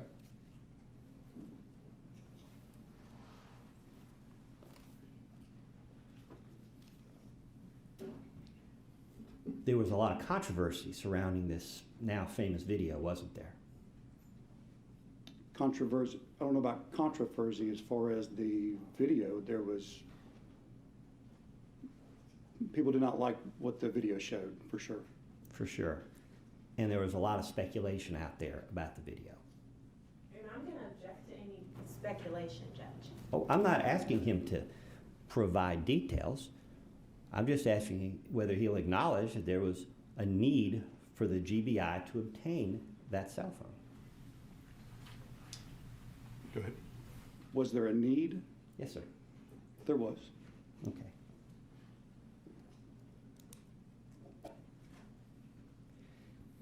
In fact, as it turned out, there was another important video in this case, or set of videos, were there not? If you're referring to the videos at his house, yes, sir. The Night Owl videos. That's correct. Somehow, in their exhaustive investigation, the Glenn County Police Department, for whatever reason, did not obtain those videos. That's correct. And you were unaware of the existence of those videos until Mr. Roddy Bryan brought them to your attention. Yes, sir.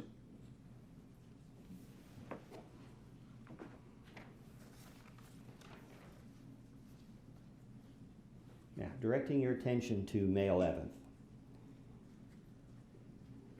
did you tell Roddy Bryan that the past week had probably been one of the worst of his life? Yes, sir. And he agreed with you. That's correct.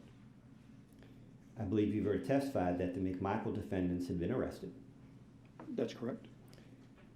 The GBI director, Vic Reynolds, had given a press conference, and your And I'm agency... going to object to anything from the press conference, Judge. That's hearsay. I have no intention of going into the contents of the press conference.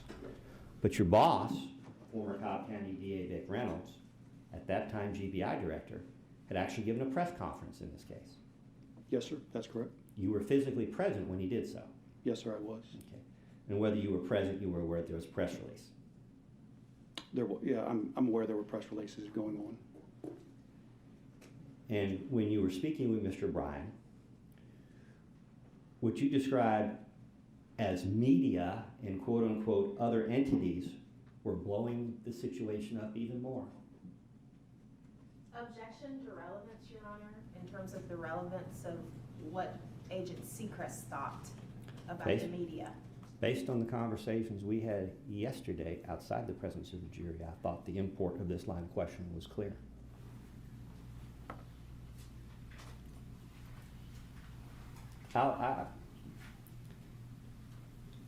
If you're asking the court that, no. Okay. So, Well, I'm at the court's direction, but the circumstances surrounding under which statements are made is relevant to their admissibility. okay. So ask your question again. Did you describe when you spoke with Mr. Bryan the media and quote-unquote other entities quote-unquote blowing it up even more? Directing your attention to page 12 of the transcript. And Judge, I'll renew my objection. Yeah, let's see where this is going. Go ahead. Page Refresh your 12. memory to look at page 12 of the Yes, transcript. sir. On which transcript? The 511. Okay.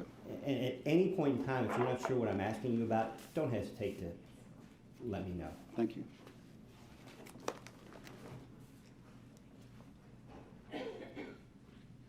Yes, that's correct. All right. And you noted that the media was already parked out front of Mr. Bryan's residence when you first attempted to make contact with him. Your Honor, again, relevance. Okay, look, go ahead. Yes, the media was there. And that media craze only got worse in the days to follow. The media was present. Okay. And again on 5/13, 2 days later, when you speak with Mr. Bryan again, you acknowledge that the past 2 days have been, quote, difficult for Mr. Bryan, unquote, Yes, sir. because there's even more media now. Is that a quote? I don't think that's a quote, but there were more media. I'm sorry, you're asking me a question? I'll move on. You discussed with Mr. Bryan the march through his neighborhood. Page 139 on your 513 transcript. I do recall that. You sympathize with unusual activity in the neighborhood. Yes, sir. You've previously agreed that in the context of this interview, in May of 2020 that this was a neighborhood on edge. That's correct. And by this time, Mr. Bryan fears for his own personal safety and that of his Objection family. to speculation. Directing your attention to page 142 of what I believe is the JVD transcript. The which transcript? The transcript on his prior testimony in this trial. Why don't you give her a date? Let's zero everybody in. Fair enough. Volume 1 of the proceedings of May 13, 2021. Do you have that transcript, sir? Not here on the stand with me, no, sir. I think I have an extra copy.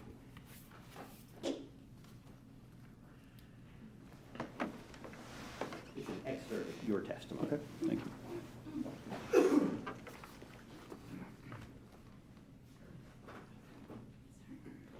What page? Directing your page to 2.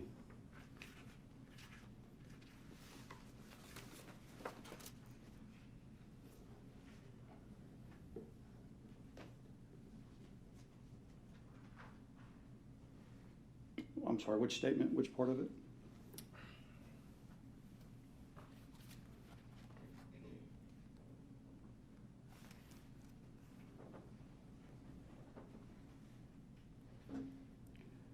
Page 142, lines 3 through 7. Yes, sir. Do you recall being asked whether Mr. Bryan and his fiancee related multiple occasions, incidents that gave them concern for their personal safety? Yes, sir.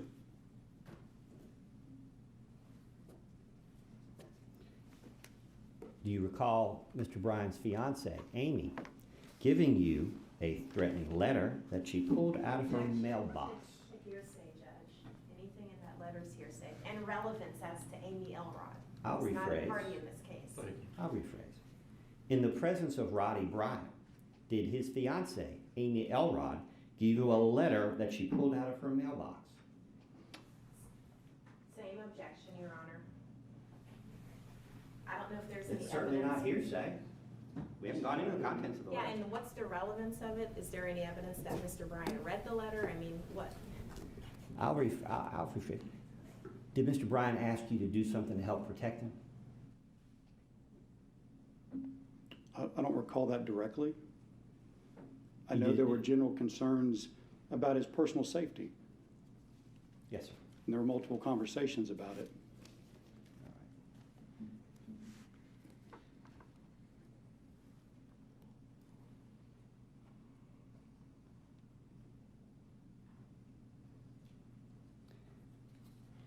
Is it fair to say that Mr. Bryan was very much concerned about speaking with you at this time? Objection to speculation, Your Honor. I'll rephrase. Would you describe Mr. Bryan as scared? Not of me. Oh, I'm sorry. I didn't mean scared of you, but scared generally. Because of the situation in the neighborhood, yes, sir. Okay. And you still need his help. I would like his assistance, yes. And the last thing you want Mr. Bryan to do is freak out. I don't want anybody to freak out. You certainly don't want him to shut down because you want his help. I'd like to get statements from anybody involved in an investigation.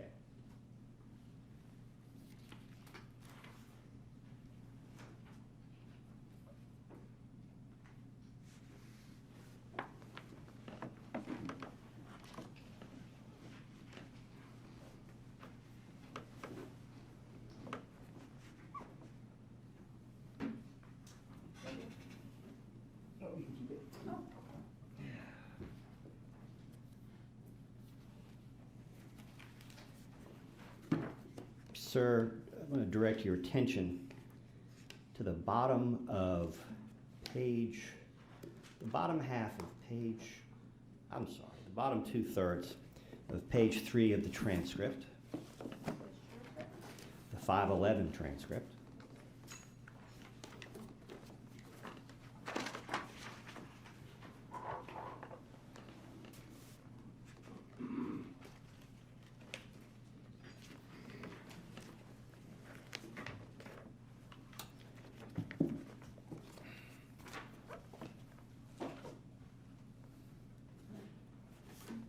Mr. Wood, Chairman? Yes. Sir, I'm showing you an enlargement of page 3 of that transcript, that portion. Is there an exhibit number? No, this is not marked for the exhibit. The full transcript is already an exhibit, correct?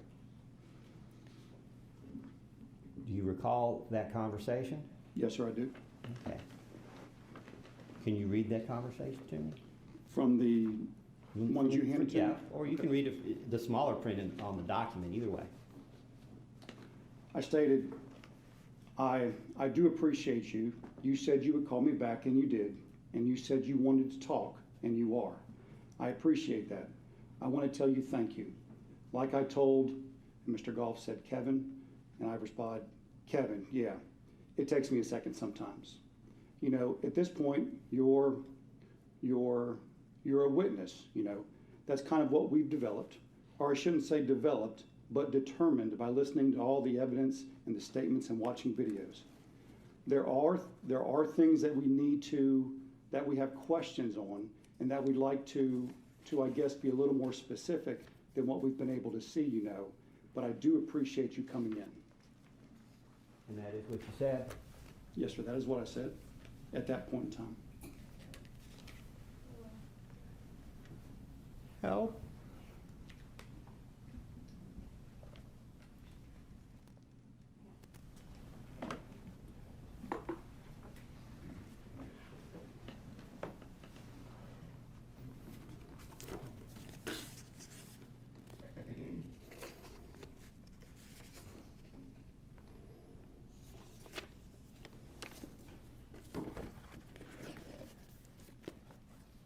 It was important for you to let Mr. Bryan know that he was a witness in this matter.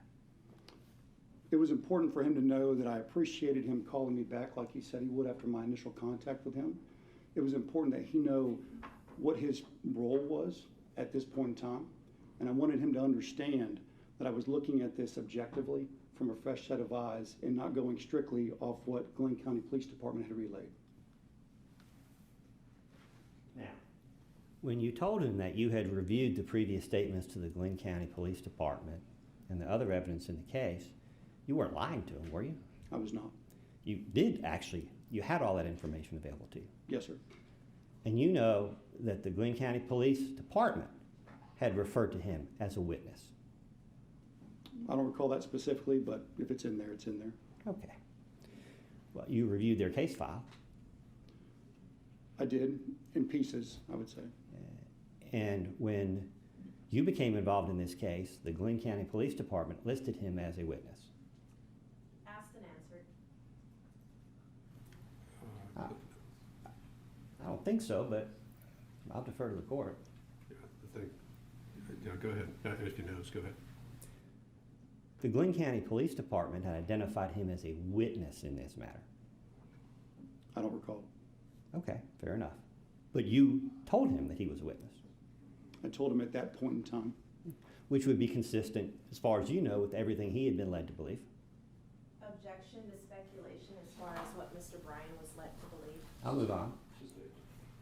You had Mr. Bryan execute a consent form, I believe.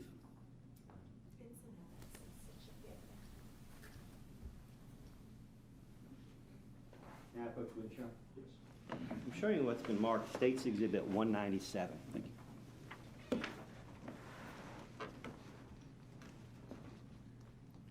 I believe you read that to the jury earlier. Yes, sir, I did. Where in there does it tell Mr. Bryan what he's under investigation for? It doesn't. Okay. Thank you, sir.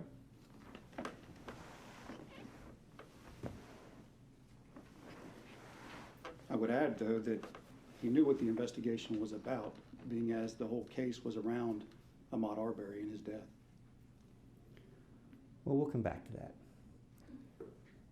Maybe I slept through it earlier, but where was the Miranda form that you used on this occasion? He was not under arrest. Miranda is only required when somebody's being questioned while they're in custody. At no time was Mr. Bryan in custody during these questioning. As a matter of fact, he was advised from the beginning that he was free to leave and that he was free to stop talking at any time. to which Mr. Goff was present during those conversations. Well, let's be clear. You were under no legal obligation to give Mr. Bryan Miranda rights, but you could have. There was no reason to. But you could have. I could do a lot of things, but there's no reason to read him Miranda if he is not in custody, or there's no chance of him being put into custody at that time. You've never Mirandized somebody who wasn't in custody?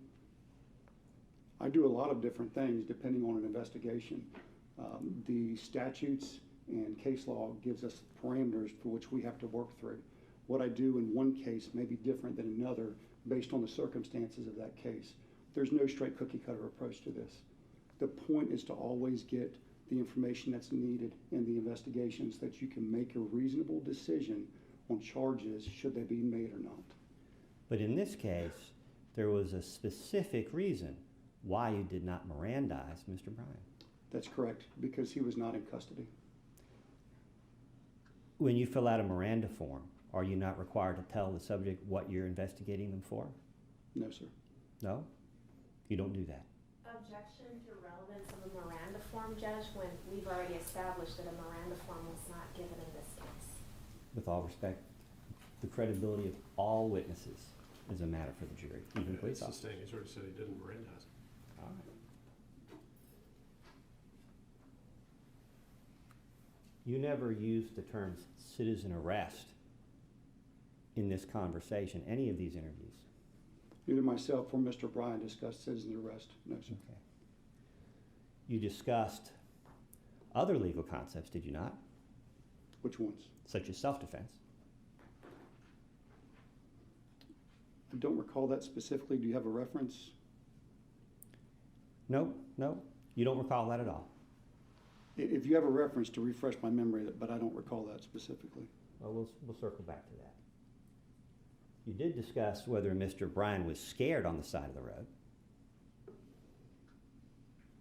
Again, do you have a specific reference? Did you discuss whether Mr. Bryan took defensive action to pull away from Mr. Arbery when he felt Mr. Arbery was trying to get in his truck? Did you not testify to that earlier today?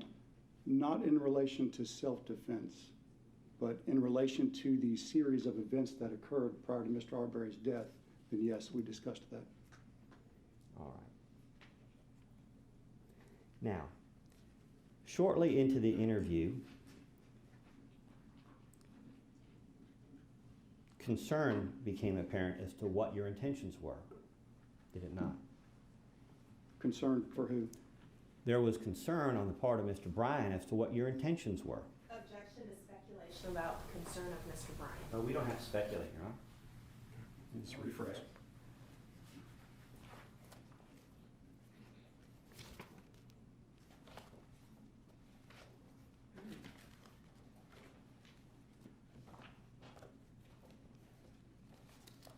Directing your attention to page 21 of the transcript, Which transcript? the 511 transcript, 18 pages.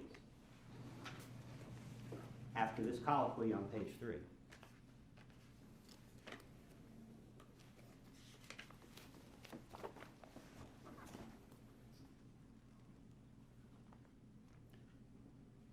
Did you get a chance to review page 21? Is there a certain area that you want me to, that you're Yeah. referencing? Tell us about the part where the interview stops. Matter of fact, you just go. I don't have line numbers on my copy. Okay. But from the part where it says, okay, I'll step outside a minute. Okay. In the beginning, I guess to give some context, in the beginning of this interview, Mr. Goff had even reminded Mr. Bryan, while I was telling him about the voluntariness of the interview, Mr. Goff reminded him that at any point we could pause the interview so that Mr. Bryan could confer with his attorney on any questions he may have. And that's, I think, what is occurring right here. Mr. Bryan starts off on this page stating, he asked me, and I don't exactly remember right now what exactly he said, other than he was just saying that. Objection, Judge, may we approach? That wasn't me. Well, you directed him to it. No, I directed him to the break in the conversation. May we approach, Your Honor?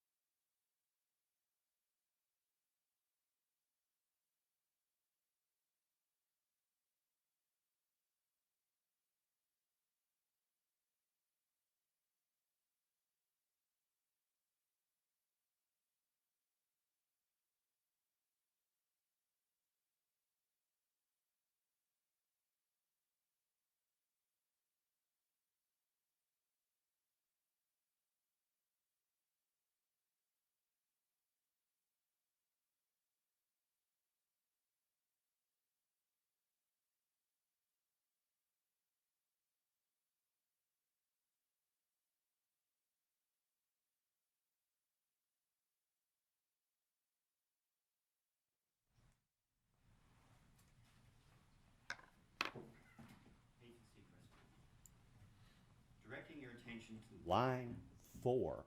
Well, it's the 4th line. I know there are no line numbers, but line 4. How does this part of the conversation begin? I stated, okay, I'll step outside a minute. And then who says what next? Mr. Goff says, no, you step outside, or I'm sorry, not you step outside, we'll step outside. And Mr. Bryan said, yeah, I was gonna step outside. And I said, yeah, that's fine, Roddy, have a seat. And then what do I say? Mr. Goff says, right, you stay, we're stepping out. And Mr. Bryan says, Okay, and then you say, no, you're good, you're good.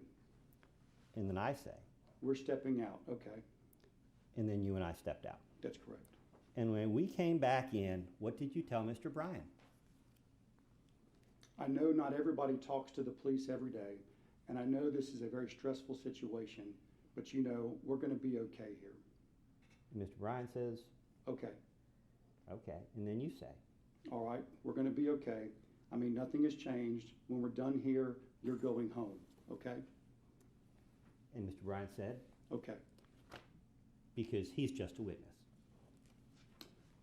I believe that our question or our conversation outside was to Roddy's nervousness about talking to police and his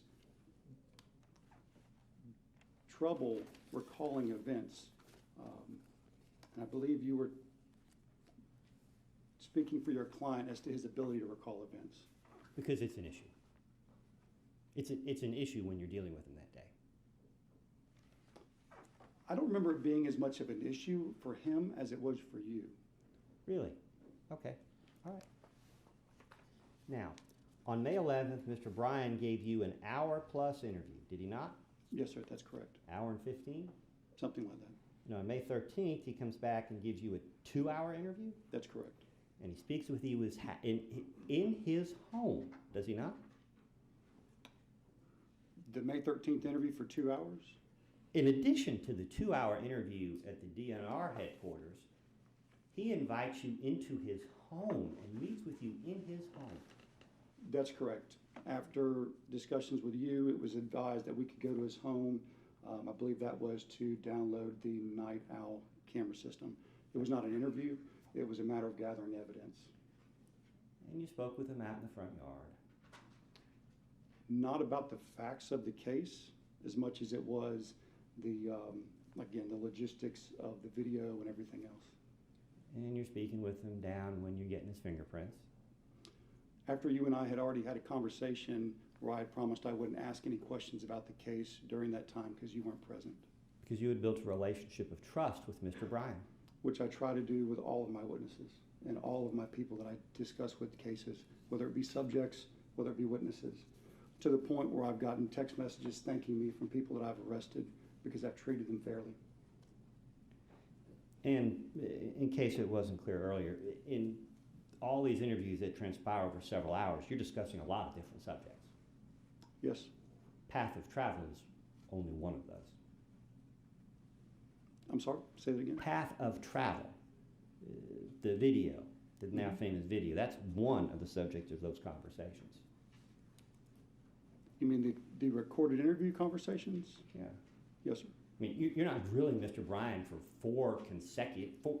2 hours at a time, an hour and a half at a time about this one subject.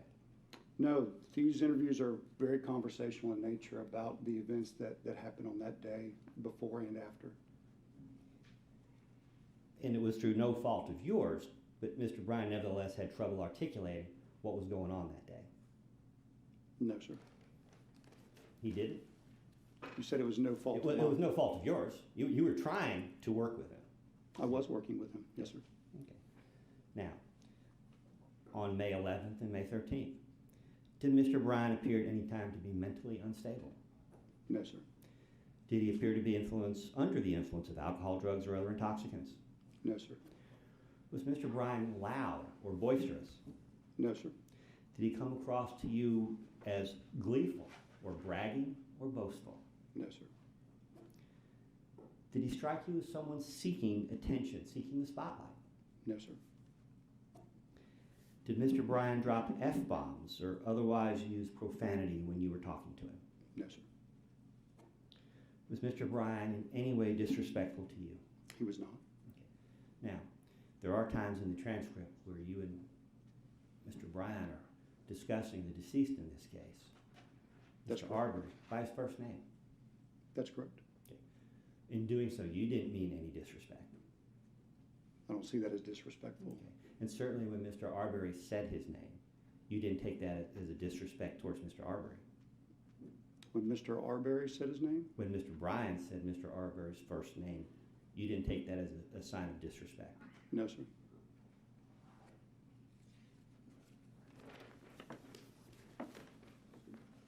Did you ask Mr. Bryan how far he got in school on either May 11th or May 13th? Not to my recollection, but I think he did tell me that he graduated from Brunswick, if I remember correctly. Did you ask him whether he had any learning disabilities? No, sir. Did you ask him whether he could read and write the English language? I don't recall specifically if I asked that one. You don't recall him replying most of it? I do recall that. Yes, sir.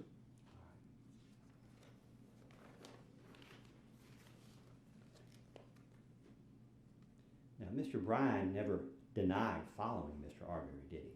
That's correct. And while he might not have used the word, Mr. Bryan never denied angling his vehicle ahead of Mr. Arbery. He never denied angling his vehicle in that direction. His choice of words changed drastically from the point of the Glenn County interview to the point of his interview with me. I'm sorry, did I ask you whether he changed his wording, or did I ask you whether he denied angling his vehicle in front of Mr. Arbery? Objection, Your Honor. The witness is allowed to explain his answer, which I believe is what he just did. What a witness does is answer yes or no, and then they can explain. Why don't you state your question again? Go ahead. Roddy Bryan never denied during his interview with you that he angled his vehicle ahead of Mr. Arbery. That's correct. He never denied. He just changed the descriptive words that he used in his involvement in the incident that day. Didn't you just tell the jury when the district attorney was playing this reenactment? Didn't you just tell this jury as you pull the truck in where the driveway is in the ditch, didn't you just show them on the video him angling and say that he did that? You just didn't use the word. Yes, sir. He said that he did that during the reenactment video with me, but the wording was different than his explanation when he was interviewed by the Glenn County Police Department. But based on your video, whether he used the same words or not, he conveyed the same meaning. He conveyed the same meaning with different intent. You know what's in Mr. Bryan's mind? I don't know what's in his mind, but the use of the English language and the words can give some insight into a person's intent. Are you trying to speculate as to what was in Mr. Bryan's mind? I'm not speculating in what is in his mind. I guess I would be explaining what the meaning that I took to those words and what I would say is a general meaning to those words. Roddy Bryan never denied cutting in ahead of Mr. Arbery, did he? At which point? At any point. In your conversation with him, did he ever deny cutting in ahead of Mr. Arbery? No, he was factually correct in his movements that day during his interview with me. Okay.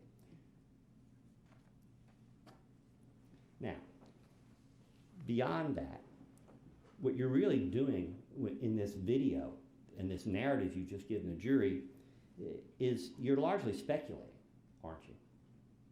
About? What happened?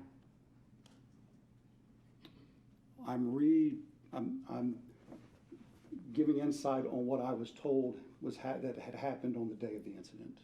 Okay. Was that Mr. Bryan's testimony, the words you were using when the video was playing, or was that your spin on it? That would be me paraphrasing what Mr. Bryan told me during that reenactment video. Mr. Bryan let you know that he didn't think you could do this. Do the reenactment video? Mr. Bryan let you know many times that he was struggling to remember events 2.5 months later. Which is not uncommon for anybody that has to recall events afterwards. But it doesn't stop me from being able to ask the questions. That's my job as an investigator. Because you needed this reenactment video. Actually, you offered the video prior to the interview. You referenced that Mr. Bryan had a hard time remembering the path of travel in a narrative format, and that he was willing to take that path of travel after the interview. So you took that as the green light to put words in Mr. Bryan's mouth. I never put words in Mr. Bryan's mouth.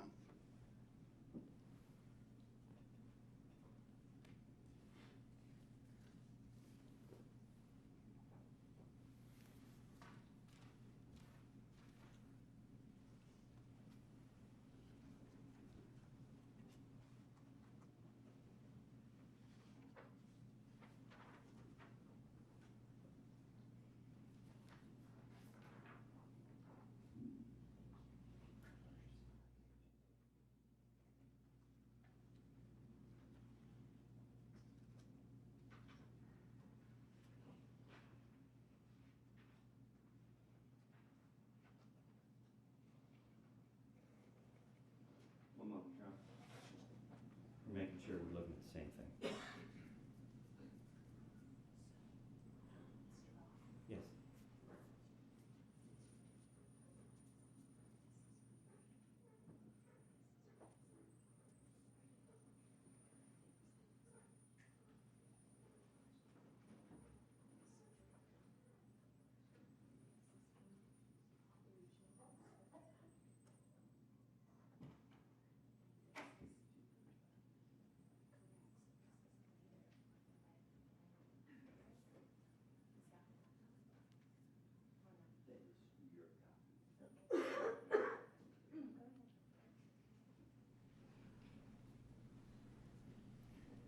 Sir, is it fair to say that what you did on May 13th in that car was a rehearsal before you recorded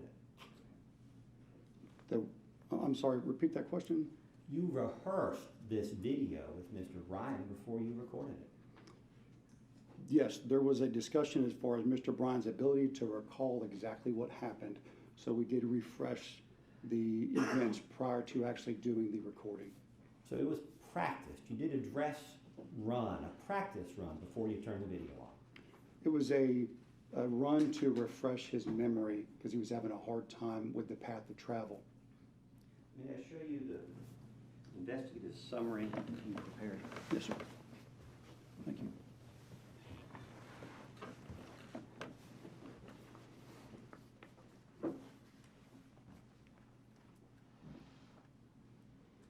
Your investigative summary indicates that Objection to hearsay, Your Honor, from I'll- the summary. If he's trying to refresh his recollection, then that's one thing, but not read from the Okay. actual document. have you refreshed your recollection now? I don't believe the witness ever said that he couldn't remember anything. I'll rephrase. In your written summary, you acknowledge the difficulty Mr. Bryan had in determining his path of travel 2.5 months later. Yes, just like I stated earlier, he needed an opportunity to refresh his memory. And it was only after you refreshed his memory that the video was turned on. I did not refresh his memory. It was impossible for me to refresh Mr. Bryan's memory. I was not there on February 23rd. I could only go off the statements that Mr. Bryan provided. Oh, but it was possible for you to refresh his memory, wasn't it? Objection to ask and answer, Your Honor. I'll rephrase. Mr. Bryan has repeatedly said he's having trouble recalling the events of that day, and in all the times that you met with him, and all the times he expressed difficulty, did you ever once offer to show him a copy of his own statement? No, sir. You had both of his statements from the Glenn County Police Department at that time, right? You had the video and the transcript. I'm sorry, you had the videos. Okay. Did you, you've indicated you reviewed them. Did you ever once give Mr. Bryan an opportunity to review what he said 2.5 months earlier? It wouldn't be standard to have somebody review their statement after the fact. The whole point of the GBI coming in to do another investigation of this incident was to try to start the investigative process from the beginning and basically get a fresh start. I wanted Mr. Bryan's statement from his recollection right then, and I could compare it to what he had said earlier and try to determine if there were discrepancies based off memory issues or if there were discrepancies based off of, I'll call it ill intent. Where in your 5-page written summary do you ever reference Roddy Bryan attempting to run over Mr. Arbery with his truck? I don't think it's in there. Would you like to review it? It's right here, this one? Yeah.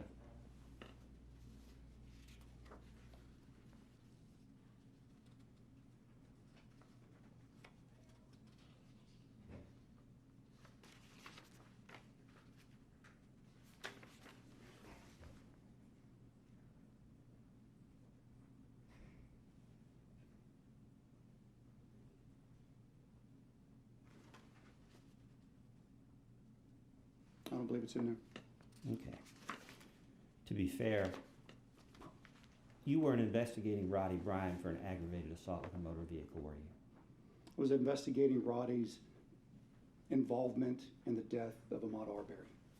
Well, certainly if he had told you that he tried to run Mr. Arbery over with his truck, that would have changed the character of your investigation. Not necessarily. Okay. You certainly would have included it in your 5-page summary, wouldn't you? That's correct. Because other agents for the GBI and your supervisors are looking at these things as they come in, right? That's correct. Okay.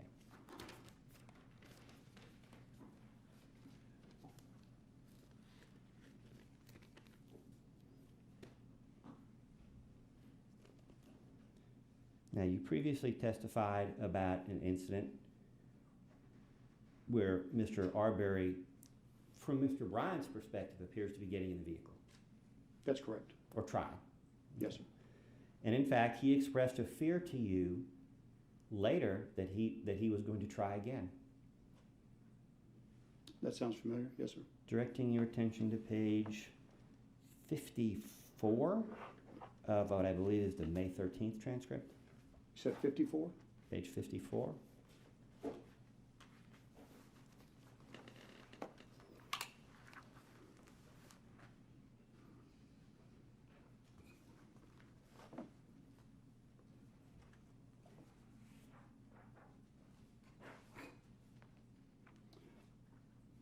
Okay.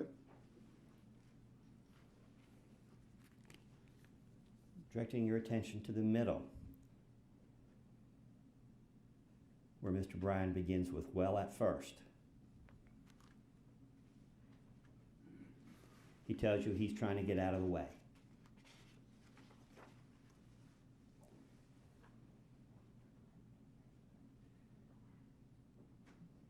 Tenth line down.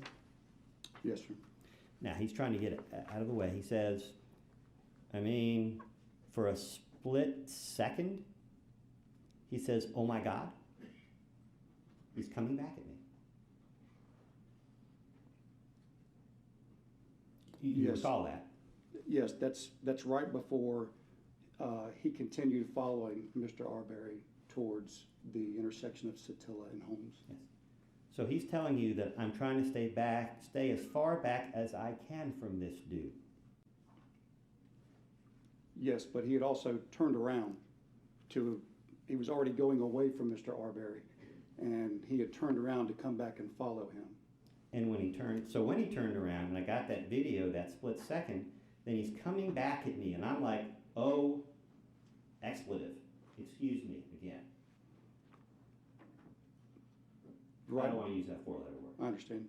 Yes, right before he continues following him. Yes, sir. So he says, and I started kind of evasive action, and I dropped the phone.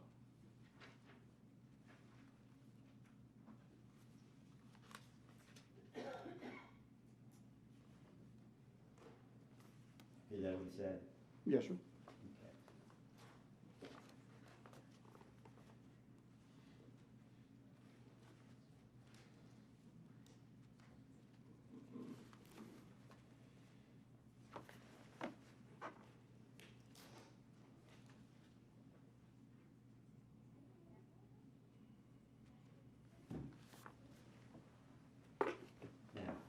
testimony today, you omitted a key portion of his statement, did you not?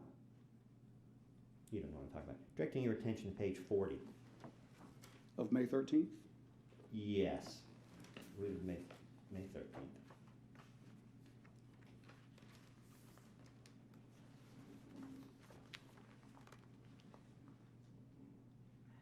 Do you recall Mr. Bryan specifically telling you that he never intended to strike Mr. Arbery?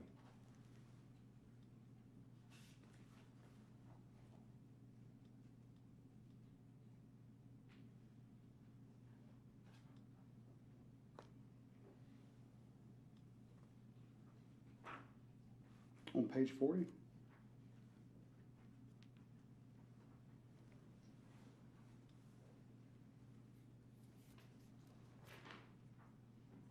I'm sorry, the top of page 41. What's your question for Mr. Bryan?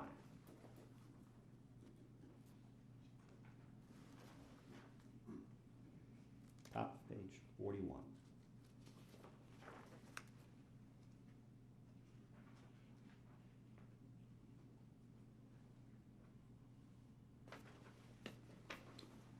I asked him, so, all right, so you never intentionally tried to run him off the road? Mr. Bryan says no.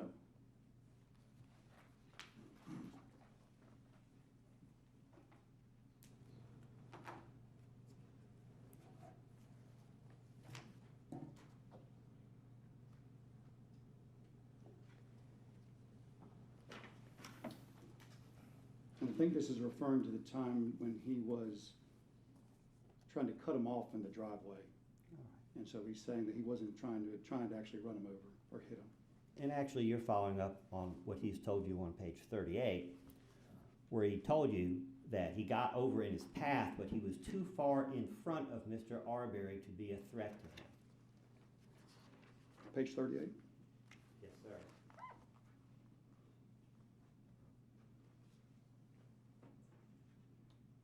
Too far in front of him to be running him off the road. That's correct. Well, technically, if Mr. Arbery didn't stop running, he would have run into Mr. Bryan's truck. Objection, Judge. Is there a question in there? And it's speculation. In the context, Mr. Bryan's not denying that he attempted to block his path of travel. He's just pointing out to you that he was a good distance in front of him when he did that. Objection to compound question, Your Honor. You can break it down, or if the witness can try and answer that. If he will, he will. If he won't, I'll rephrase. Can you repeat it? Mr. Bryan has acknowledged attempting to block Mr. Arbery's path of travel, but he's told you at page 38 that when he does that, he's sufficiently far in front of him that he's not threatening Mr. Arbery with his vehicle. That's correct. He's saying that he is trying to stop his movement, but that he's too far in front to make contact. That's correct.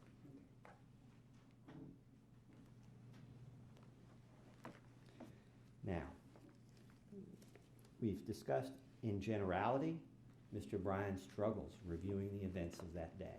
Now I've got some more specific questions, and I'm sorry, I didn't mean to take you out there. You're going to need that May 13th transcript again, probably. Okay? Mr. Bryan told you that it had been 2.5 months since this incident. That's page 3.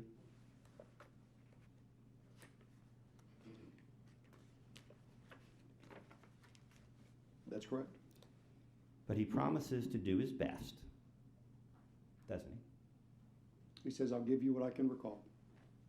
All right. As far as what took place in front of his house, he tells you it all happened pretty quick, does he not? Page 6. I believe that's correct, yes. Okay. But now, you've already decided that you're going to direct the conversation, have you not? Directing your attention back to page 3. You agreed to, quote unquote, direct Roddy Bryan through what happened. Where are you at? Page 3 of your 513 of the 513 Yes, sir. transcript. You use the words, direct Mr. Bryan. I'm trying to find it. Give me just a second.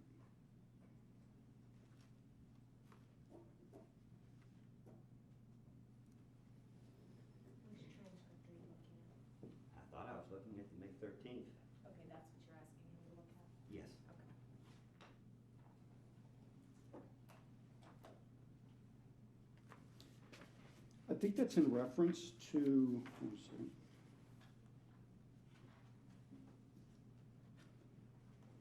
Conversations that you and I had, and I tried to ask open-ended questions to get responses, and it was advised that I probably needed to be a little bit more direct in the questioning to give him guidance on what I was wanting to discuss.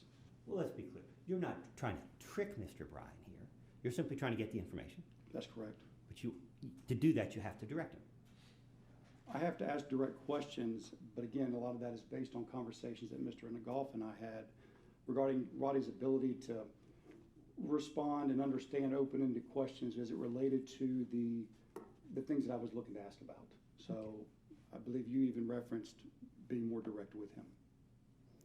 Because, as Mr. Bryan explained to you at page 22, it is hard for him to explain what happened out there.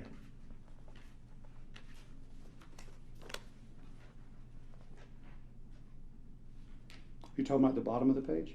I believe so. Well, it says, what it actually says is, well, this is going to be hard to explain without kind of really showing you. Mr. Bryan is telling you he can't put it into words. Yes, like I explained earlier, Mr. Bryan had a hard time describing things in a narrative format when it came to the path of travel, but that's why he was willing to go afterwards and actually do the drive-through, because he could do it more in that kind of a setting versus just describing it narratively. Yes, sir. And at page 23, well, before I get there, when you reviewed the Glenn County Police Department report, you did see the map and the squiggles that Mr. Bryan drew on it when he was interviewed by Detective Lowry? So I knew that there was a map that they were referencing when I was reviewing the video. I actually don't recall seeing the map initially. I know that we got it at some point, but I don't recall actually being able to find it when I was preparing for the interview. Well, it was fairly obvious at that point that Mr. Bryan's map-making skills would leave a lot to be desired. Yes, sir, that's correct. Specifically, Mr. Bryan had trouble recalling details about the carjacking. Directing your attention to page 31. I don't know of a carjacking. Attempted carjacking? I don't know. I'm sorry, what do you call it when someone tries to get in your motor You vehicle? just cut the witness off, Your Honor. I'm sorry, I didn't mean to cut you off. Explain. I don't know of a carjacking. I know that if someone is being chased through a neighborhood, that there may be different ways that they may deal with that. Fair enough. Fair enough. But, for example, Mr. Bryan has difficulty recalling whether it is Mr. Arbery's right hand or his left hand which is closest to his door. That's correct.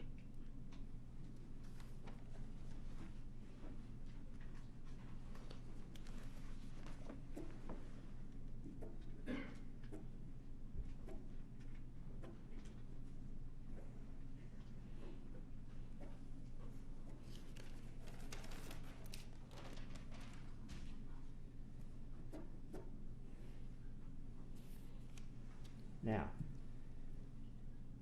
you were asked previously whether the transcripts from May 11th and May 13th that you were referring to reflected the full conversation that took place in your car. There was no conversation in my car on May 11th. Directing your attention to page 148 of the motion transcript.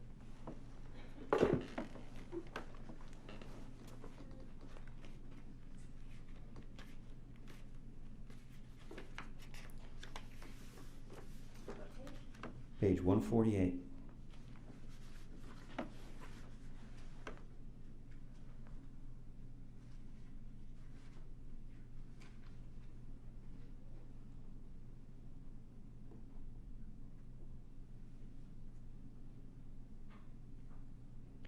Do you recall being asked whether the transcript of the that goes with the reenactment video reflected the full conversation that took place in your car?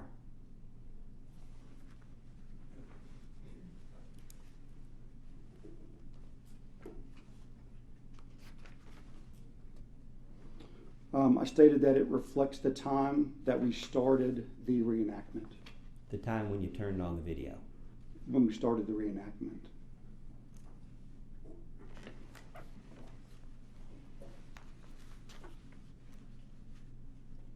Basically, you had so much trouble with Mr. Bryan the first time you went through this with him, you had to start all over again. I wouldn't call it trouble. I would call it, again, it's been 2.5 months. He had difficulty relaying the exact version of the path of travel. It was better to do a refresh to allow him to refresh his memory before we actually recorded it. The flip side would have been, if we would have started recording it, it was wrong, it would become more confusing. So the idea was to get the best recollection that Mr. Bryan had on the video. And then so prior to that, we did the refresh drive around to make sure that he kind of knew where he was. And Mr. Goff and Mr. Bryan were on board with that during the whole time this occurred. So when the transcript begins, go, that wasn't really go, was it? Yes, sir, it was. That was a do-over. No, sir, You would call it a mulligan? I would not. All right. Let's talk about the video transcript itself. I believe you testified earlier that that's what Mr. Bryan told you.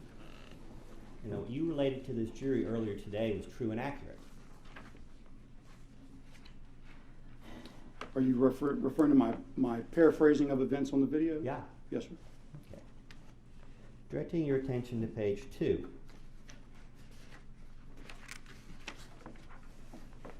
You tell Mr. Bryan, let's start. You saw them going through. That's you leading Mr. Bryan, is it not? No, sir. That's me just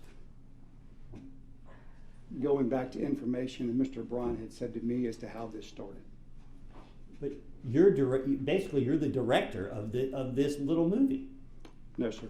What I'm doing is just going back after the refresh and the information that Mr. Bryan had already given and just referencing it during the video.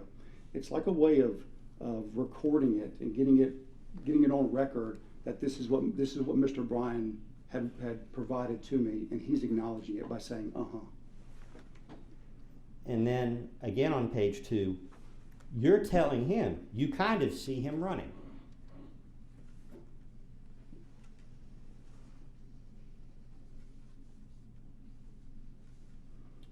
Yes, sir, which is, again, goes back to the information that he had already relayed to me during the interview and during the refresh of the drive-thru in the neighborhood.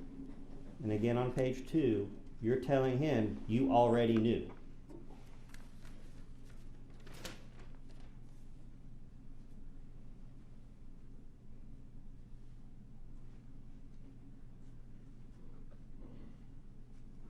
I'm sorry, where's that? On page 2? On page 2, we're still on page 2. You're telling No, him sir. telling him that Mr. Arbery is still in front of you. No, sir. No? No. That is, I'm telling him, the direct quote here is, you already knew, and I use a word to reference Mr. Arbery, was going down that way in the direction that they were angling, or that Mr. Bryan was angling. All right. Directing your attention to the bottom of page 2, Mr. Bryan's expressing uncertainty about the sequence of events, is he not? Bottom of page 2, he says, quote unquote, he was probably right beside me. Yes, sir, that's correct, he does.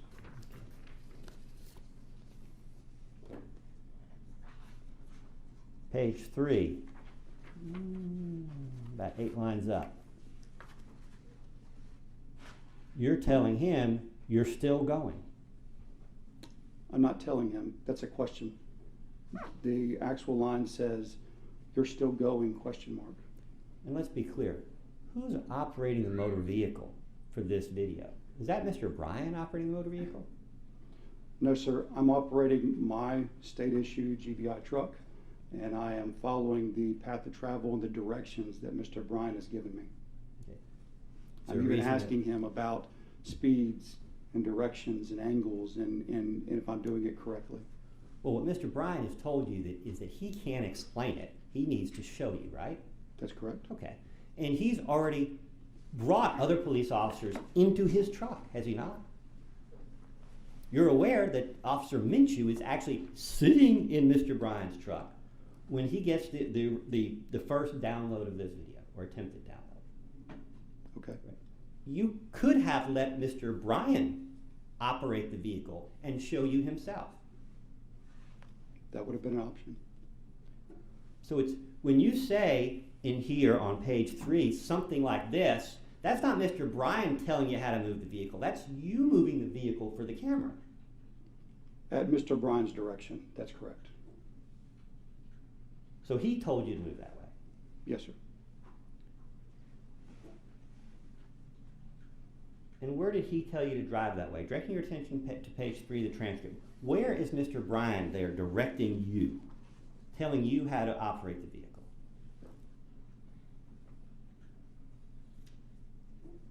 The whole page. It starts off up at the top. Mr. Bryan states, all right, I'm staying on this side of the road and I'm ahead of them, but I'm not going that fast. There's speed. You can come on down and actually if you go to lines 10, he says, so then I speed up. He talks about how they almost met at the tree. He says, we're real close to each other. And I ask a question, you still going? He replies, yep, straight on through. I sped up a little bit more, a good bit. I kind of left him. And then, you say so he is directing this travel through the whole way. He's talking about speed and direction during this whole process. And then you're saying something like this. Yes, I'm asking for clarification. I'm asking Mr. Bryan, is what I'm doing with my vehicle the same as what he did on that day on February 23rd? And after you've done it, you're getting him to agree with you. I'm asking him a question. I want him to respond yes, if it is correct, and if it's not correct, I want him to respond no and tell me what the correct way is. And this is all while people are walking through the neighborhood, while all this media craziness is going on, is it not? We've seen the video. There was, I don't recall seeing anybody on Burford at the point that we're talking about on page 3. I don't believe we start seeing people in the video until we get to the intersection of Holmes and Satilla. So at the point we're talking about here, there's not a whole bunch of people in the street. But the media circus, while it's not evident in the few minutes of your video, you've already testified about the media circus in this time frame, about the march through the neighborhood. You've already testified about that, have you not? I have, Yeah, but you've the already- media circus is not just about what was happening in the neighborhood. There were times where there was media in the neighborhood. There were times that there were other people mulling about the neighborhood that did not appear to live there. But media circus also referenced a lot of other things that were going on beyond just physical activity in the neighborhood. And as you've already testified, Mr. Bryan is in fear for himself and his family. Objection to mischaracterization and also speculation. Mr. Bryan has expressed concern for his safety. Yes, he has. Okay. Mr. Bryan is trying to please you, is he not? Objection to speculation about Mr. Bryan pleasing anyone, Judge. Sustained. Mr. Bryan is, you would describe this Mr. Bryan telling you what you want to hear? No, sir. As a matter of fact, Mr. Bryan, even through your cross-examination today, says several times that he's having a hard time remembering. Somebody who's trying to please me would generally just want to answer in whatever way I'm trying to get them to answer. But Mr. Bryan is not doing that. So he's trying to remember what he can recall from 2.5 months before. And when he's having trouble recalling, you're helping him along. I can't help him along. I was not there that day. I can't provide those details. I'm not helping him along. I am asking questions, which is my job. Then why won't you simply show him his statements? Objection, asked and answered, Your while you're sitting in the car and he's having trouble remembering details, why don't you just share them with him? Like I said earlier, my goal here is to get his statement for that day of his recollection so that I can compare it as part of the investigative process. We actually have a team of investigators that are working this case. We're discussing it daily. We're going back and we're discussing differences. We want to see those differences so we can use that in the investigation to determine our path and what our decisions are going to be. But when you've reviewed his prior statements and he can't see them, then he's looking to you to fill in the gaps. That's human nature. Objection to speculation, Judge. Let's go ahead and, Now, it's sustained. thank you. At page 4, you ask him, is this where Mr. Arbery went for the door?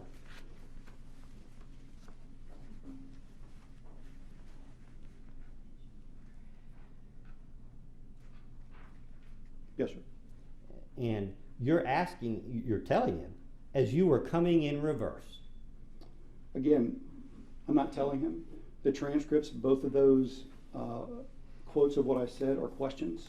The first one, okay, is this where he went for the door, question mark? Mr. Bryan says yes. And then I respond, okay, are you coming in reverse? It's a question.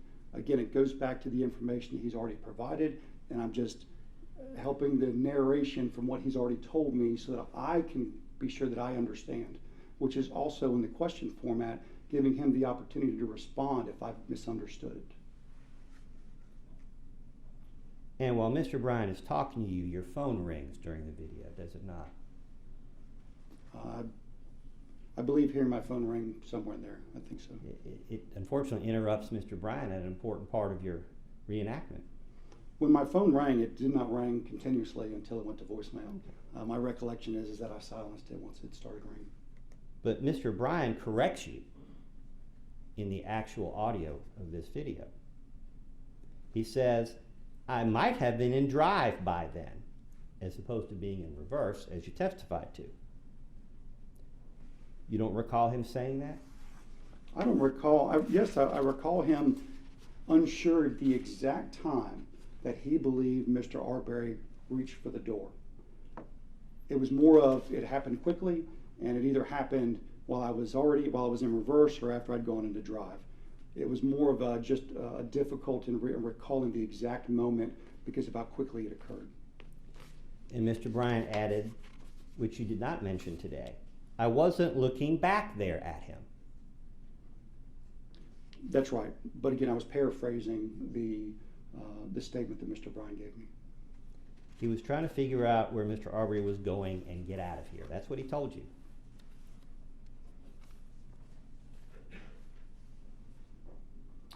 That's correct. Right before he continued to chase Mr. Arbery down Holmes Road.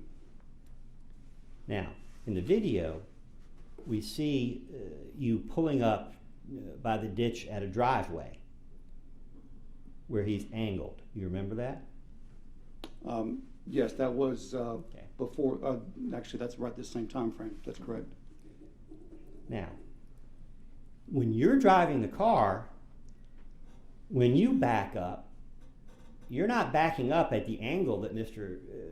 Bryan is reported pulling in. You're not backing up the angle that you pulled in. You're backing up at an angle more towards Mr. Arbery.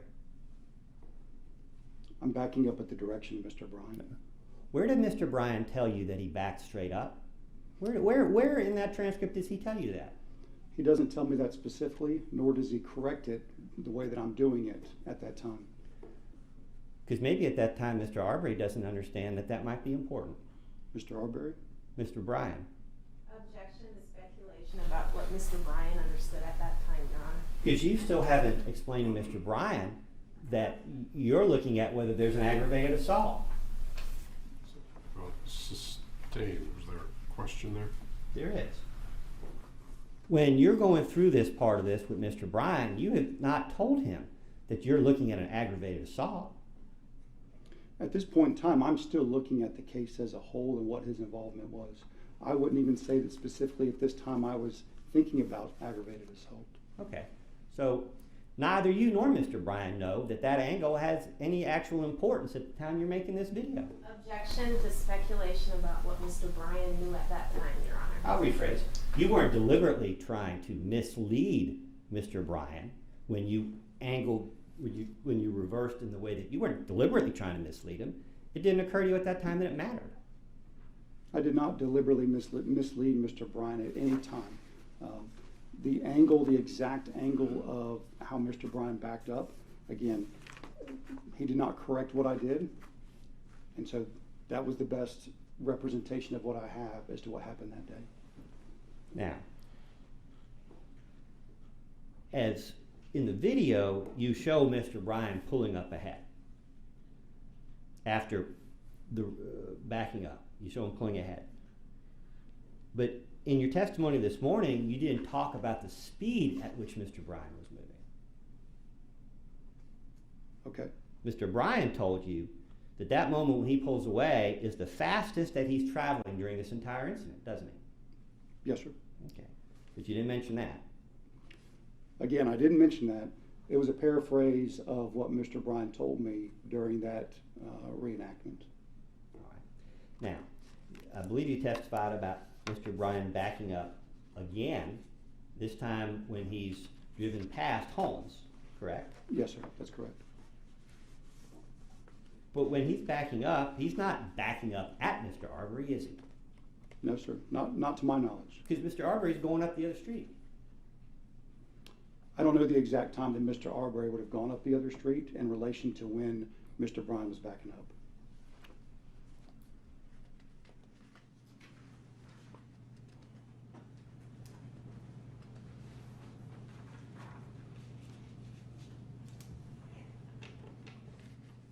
I'm going to get this right before this trial is over.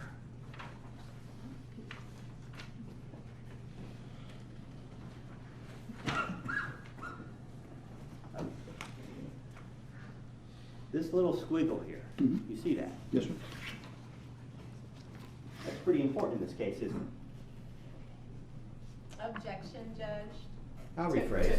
To relevance about what Agent Seacrist. I'll rephrase. In the entire interview you conducted with Mr. Bryan, did you ever ask him about Matt Albenzi? Not to my recollection. As far as your entire interview with Mr. Bryan has no idea where Mr. Albenzi is. As far as I know. But Mr. Arbery knows where Mr. Albenzi is. Objection to what Mr. Arbery knew, Your Honor. I'll rephrase. In your course of your investigation, you discovered that Mr. Arbery had run out of 220 Satilla, That's correct. the English residence, Yes, sir. and run down toward Mr. Bryan's residence. That's correct. Well, towards, in that direction. Yes, sir. And Mr. Bryan's got the music playing out front, right? Yes, sir. So he can't see or hear. He has no idea Mr. Albenzi's down there. Objection to speculation about what Mr. Bryan knew. Sustained. Do you have any reason to believe that Mr. Bryan was aware of Mr. Albenzi's presence out there? Whether Mr. Bryan knew that Mr. Albenzi, Yeah. I don't know that Mr. Albenzi was still standing out there at that point in time. But he had been there only minutes before. He had been there at the time that Mr. Albenzi made the phone call to the non-emergency line. That's correct. And that would explain why Mr. Arbery turns up the other street. Objection to speculation about why the victim did what he did. But Mr. Bryan doesn't know any of that, does he? Objection to speculation about what Mr. Bryan knew. Mr. Bryan doesn't tell you he's aware of that. That's correct. He tells you he's surprised that Mr. Arbery turns up Holmes. Is that in the transcript? I believe it is, but I'm not going to go look for the reference now. But you can.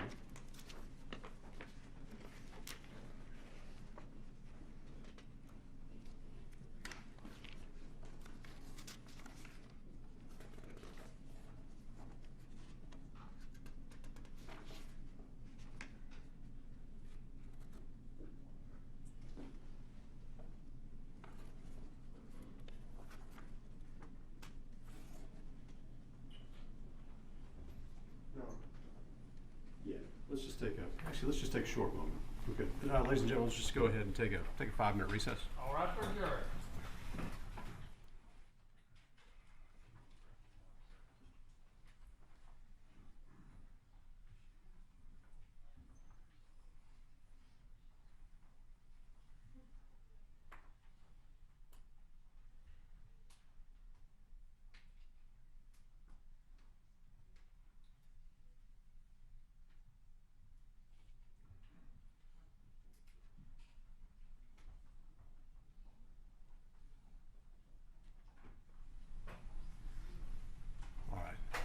I'm gonna have you just step down for a moment. If you could just wait up. Oh, yes.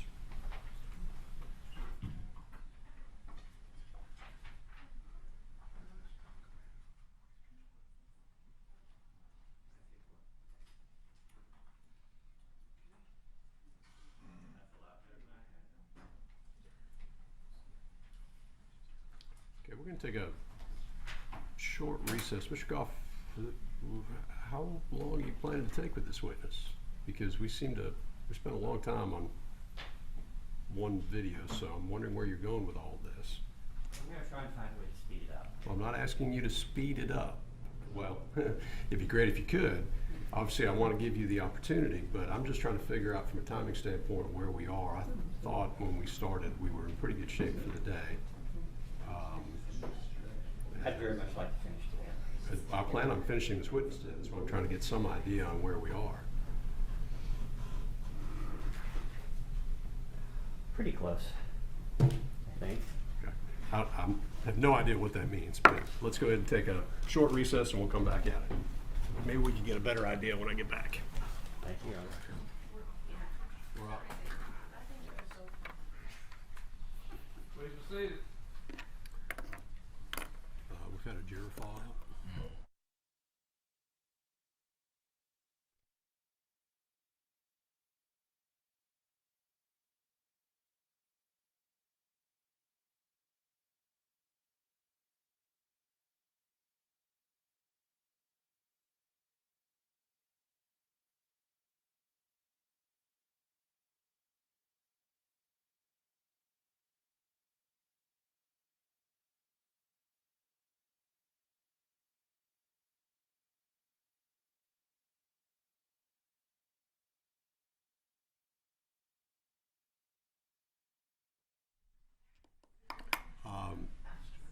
From the state, somebody wanted to go, let's check with the witness. I will check with the witness. Actually, I probably need to instruct the witness, so let's bring the witness in.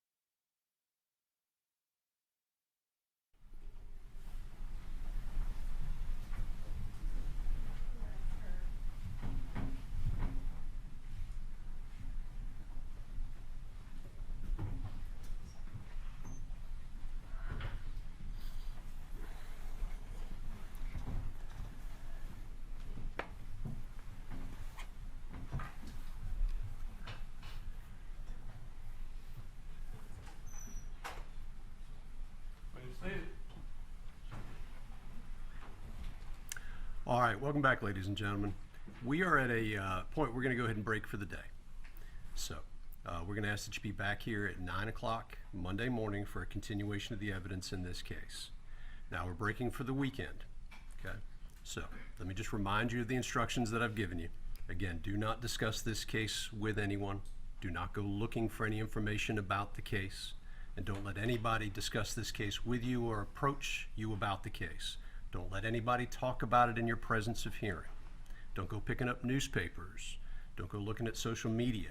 If you're out and about over the weekend and you are around people that are talking about the case or want to talk about the case, you need to walk away. You need to make sure that that doesn't happen.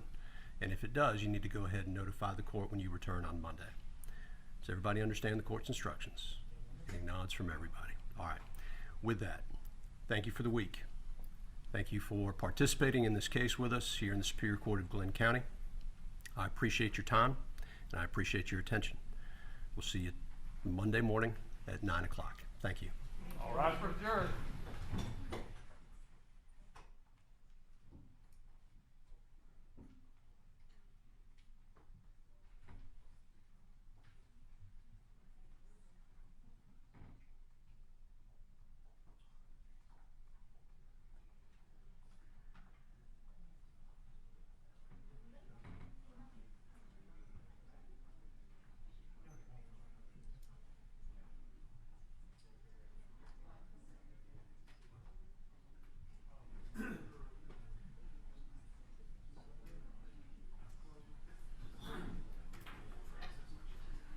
Stated.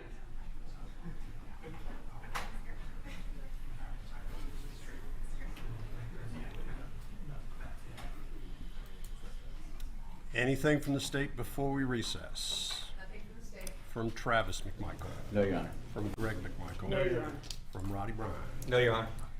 All right, we will see everybody 9 o'clock Monday morning. Stay safe this weekend. Have a good weekend. Thank you.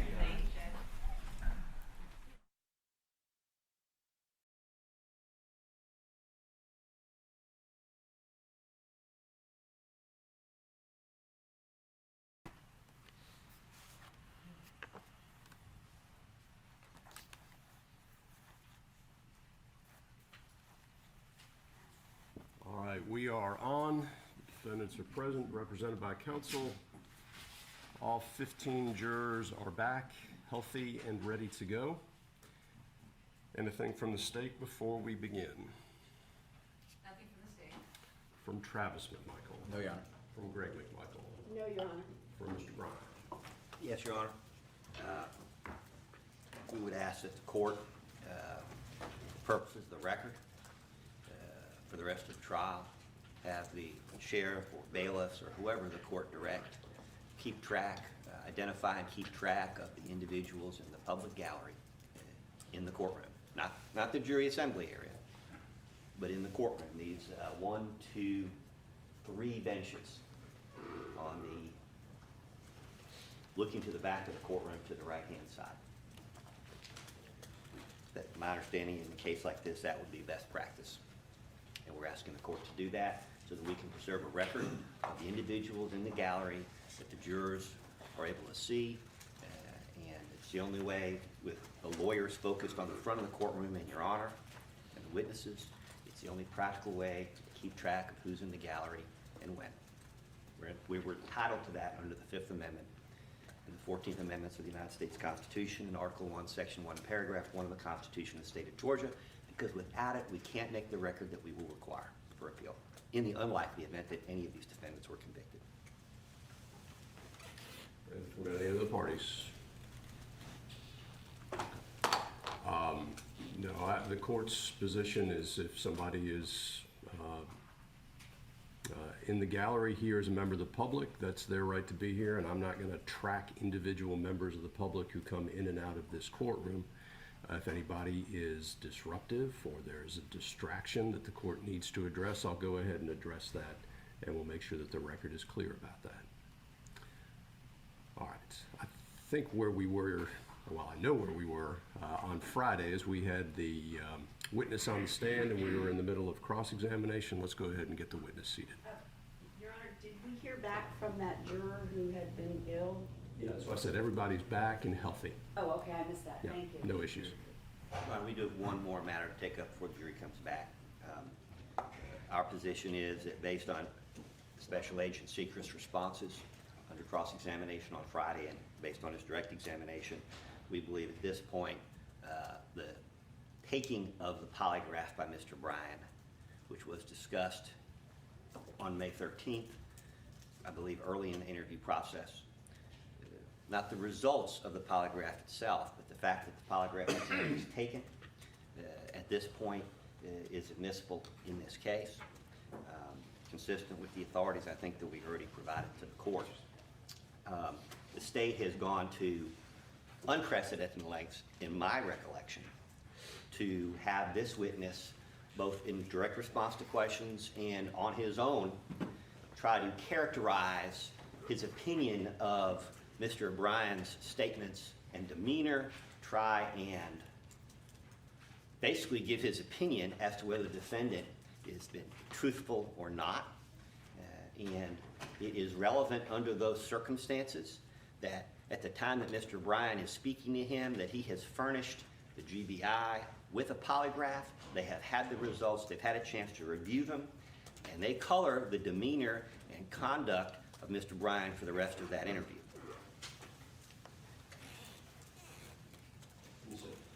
Your Honor, Georgia law is clear that polygraphs are inadmissible unless, of course, we agree to it, and here we haven't agreed to it. I don't believe that anything that the state brought out makes the fact that he took a polygraph relevant. So I never asked Agent Seacrist about, his opinion as to Mr. Bryan's credibility, so I'm not sure where Mr. Goff is getting that from, but in any event, Judge, we would object to that. First of all, Your Honor, we didn't ask to admit the polygraph results. The case law is clear, however, that circumstances involving a polygraph are sometimes relevant and admissible before the jury as opposed to the results themselves being admissible. Second, and I am somewhat confused because the state has essentially said in their opening statement everything that's in the polygraph results. The state has, I believe, acknowledged that Mr. Bryan was unarmed. They've acknowledged that he wasn't in communication. These are, in fact, the subjects of the polygraph examination. So if the state is contending that the polygraph results, even if they came in, could somehow be prejudicial, the state is not contesting or disputing any of the findings of the polygraph examination. So there could not possibly be any prejudice even if the results came out. But that's not what we're asking for. But we do think the jury needs to know that when he's talking about Mr. Bryan and his conduct on the 13th, that that's informed by the fact that he had taken and passed a polygraph on those issues. All right, the court reviewed the authority. First of all, the court made a pretrial ruling and a motion to eliminate that the polygraph was not to be admitted. The court has also reviewed the authority provided by the defendant. That would include the Stack case, the White case, and was it Norman, I believe. And that authority does not support the admission of the taking of the lie detector under the circumstances of this case. So the, I guess it would be couched in a motion. That motion is denied. Thank you, Your Honor. You ready to proceed with your We are. cross-examination? We are. Let's go ahead and get the witness seated.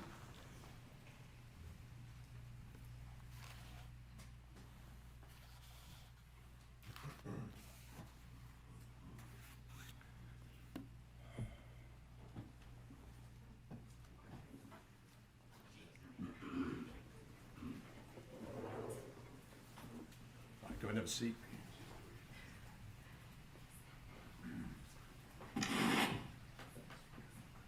Agent, when we broke on Friday, reminded that you're under oath. Again, you are still under oath before the court. I'd also instructed you not to have any discussion about your testimony with anyone over the weekend. I assume you're able to comply with those instructions? Yes, sir. All right. I understand we're ready to proceed then. We are, Your Honor. Should I go to the podium before or after the jury is brought back in? It's up to you. I'd like to get started. Why don't you go ahead and go to the podium and we can go ahead and get started. Yes, Your Honor. Let's go ahead and get the panel.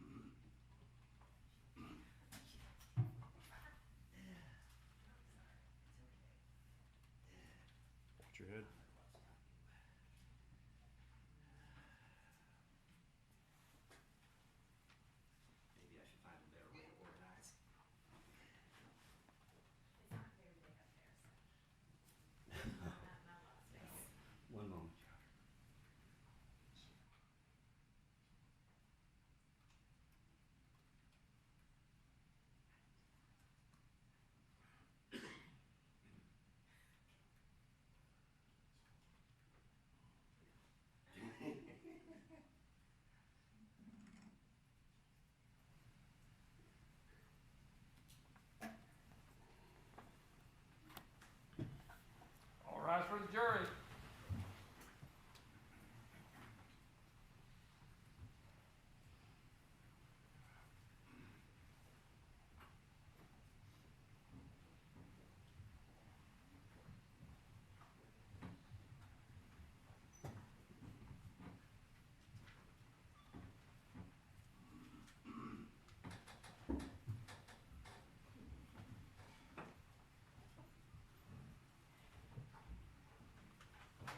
Please be seated.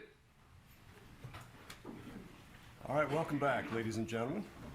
Hopefully everybody had a good weekend and got some rest, something to eat, got relaxed. I appreciate y'all being back here. Again, I appreciate your attention to the case. We are ready to continue with the evidence.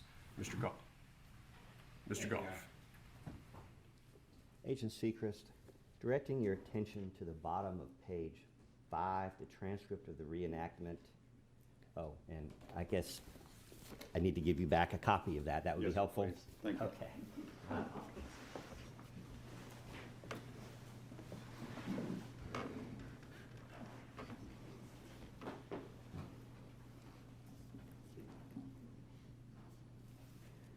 Directing your attention to the bottom of page 5, the transcript of the reenactment. Roddy Bryan tells you that he doesn't know when the video starts, doesn't he?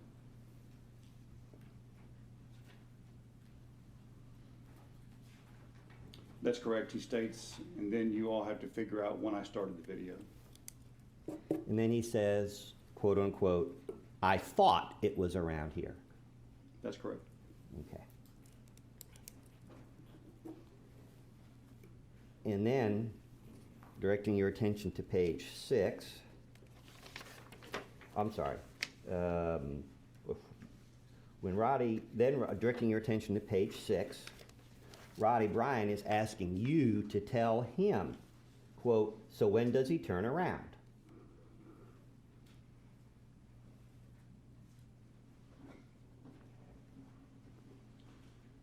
And then you tell him where Mr. Arbery turns around.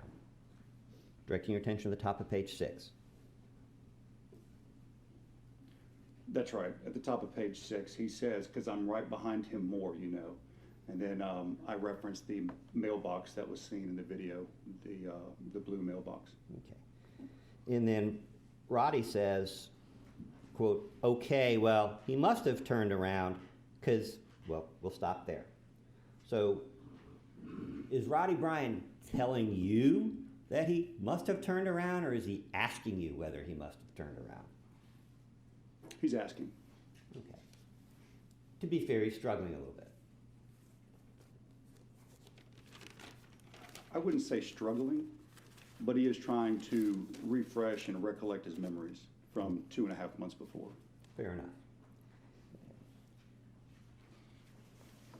And then on the bottom of page 6 to the top of page 7, you have to direct him further. I'm not going to use the word lead, but you have to direct him further.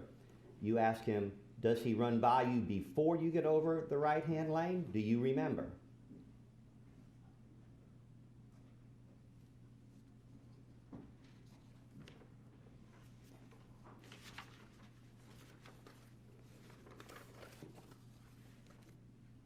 I'm asking him a question, at which point Right. he runs by him. In response to which Mr. Bryan tells you he had to have, That's correct. which is basically telling you he doesn't really recall. Objection to speculation, Your Honor. And then again on page 7, you direct Mr. Bryan again, quote, and Ahmaud has already run back this way, unquote. That's correct. That's a question.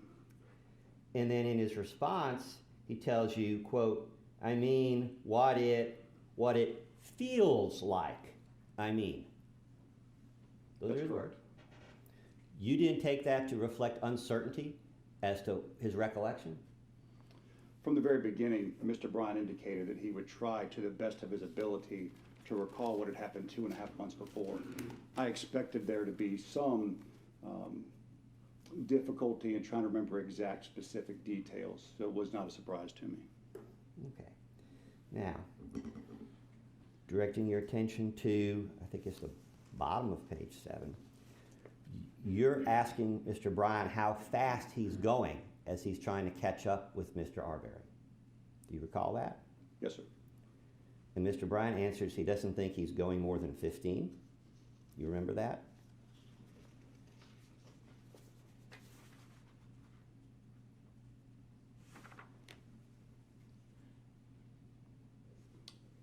I don't think he says that we're not going above 15. He asks me as I'm driving and we're getting to a speed. He says, "Yep, right about that." And I responded, "And we're about 15 now." And he says, "Yeah." Okay. And then you say we're going 10 right now. That was prior to us going 15.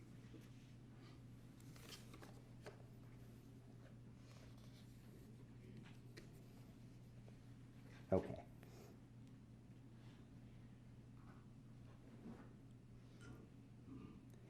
In the middle of the page, you ask Mr. Bryan, how fast are you going at this point? Do you see your question? Yes, In the middle sir, of I page did. 7. And his response, "Man, I swear I don't think it was more than 15. That's correct. And you say, "Okay." So it was pretty slow. Yes, sir. And Mr. Bryan says, "Yeah." You say, "Okay." And then he asks, "What do you got?" Do you recall that question? Yes, sir. And so he's asking you how fast you're going at this point, That's correct. because you're operating the vehicle. Because from the very beginning, I advised Mr. Bryan to direct me as how I'm driving the vehicle as he would have driven the vehicle. All right. And then, so you answer, "So we're going 10 right now." Yes, sir. And he says, "Yep, right about that." Correct? That's correct. He's agreeing with you. And then you say, "And we're about 15 now." Yes, sir. And he responds, "Yeah." That's correct. At this point, he's just agreeing with what you're telling him. No, sir. I'm asking questions to gain information, and he's answering those questions. He's not just agreeing with me the whole time. Okay. And on page 8, without going into the details as to what you're asking him about, you asked him whether he remembers something, and he tells you, quote, "No, I really don't," unquote.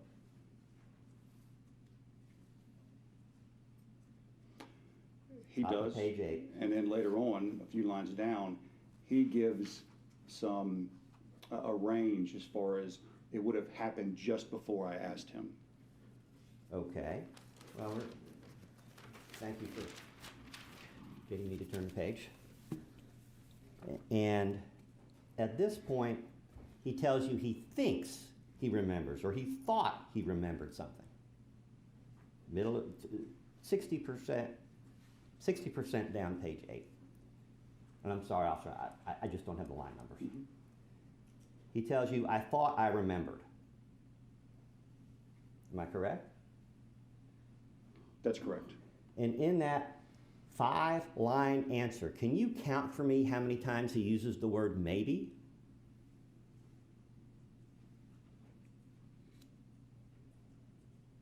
Six times. All right. But that didn't indicate to you any confusion on his part or uncertainty? In the context of what we are discussing here, it does not. His focus was not on exactly what I was asking him about, so I did not expect him to be able to remember it specifically to the exact moment in time. This was Mr. Bryan's focus seemed to be on Mr. Arbery at the time, so it wasn't unusual for him to not be able to see what it was I was asking him about. Okay. And at this point, he basically tells you that he really needs to see the video again. On the bottom third of page 9? Page 9? Yeah.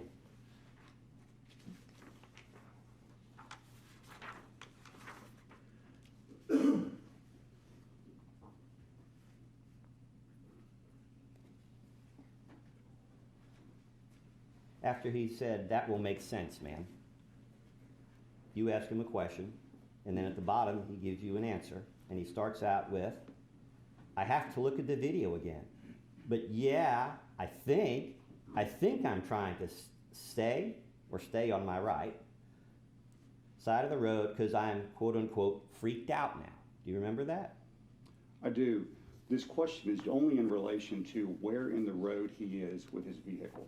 So his being able to determine exactly whether he was all the way to the left, all the way to the right, into the center, needing to see the video for that kind of detail is not really relevant at this point. Because at this point in the investigation, that's not really what you're focused on. The detail of exactly where he was in the middle of the road was not a focus of the investigation. And you don't know whether that's become a focus 17 months later, 15 months later, because you're a witness. As a member of the investigative team, in our discussions, I know that where exactly he was on the road at the time he took the video is not an investigative important question. Okay. And again, directing your attention down to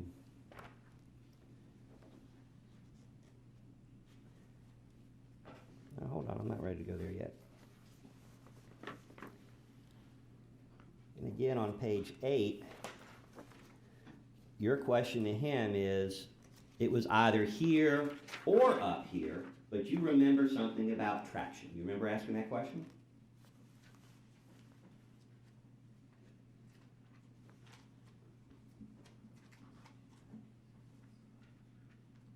Yes, sir, I do. Because while in some respects you've told the jury that details aren't important, this detail matters to you, doesn't it? Only to the extent that I'm trying to get him to provide the most information that he can from his memory. This question only refers to the point where he does the three-point turn in the reenactment that we showed where he comes back out. There was 2 areas that it most likely occurred in, and that's all we were trying to determine. Okay. Well, in the practice run, in the dress rehearsal for this, you were suggesting to Mr. Bryan that he had driven to the top of the street before turning around. You don't recall that? No, sir. Because that would affect how fast Mr. Bryan had to be traveling, wouldn't it? I don't know. Well, you know the length of the video, right? Yes, sir, I do. So if you can figure out where the video starts and where it stops and the number of seconds that elapse, you can get some idea of how fast things are happening. Am I correct? I could, but if I was directing Mr. Bryan on what to do, I would have directed them to go all the way to the end of the road before we did a turn around in the reenactment. But his memory was that he did not go down that far, and he was trying to determine which area he pulled into to do the turnaround prior to going to the end of the road. Well, you'd agree it'd be a whole lot easier to figure out how much leading is going on here and how much direction and how much uncertainty there is if we had recorded the dress rehearsal as well. No, sir. Now, you asked Mr. Bryan again about a black mailbox on page 9.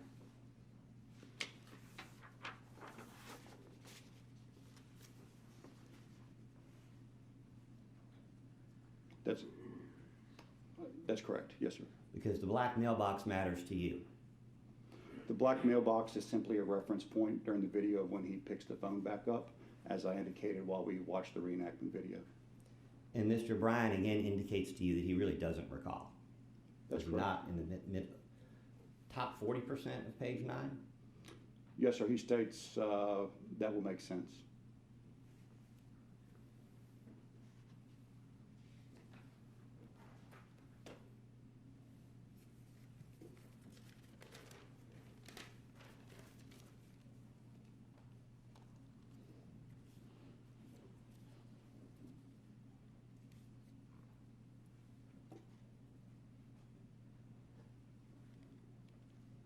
And then on page 10,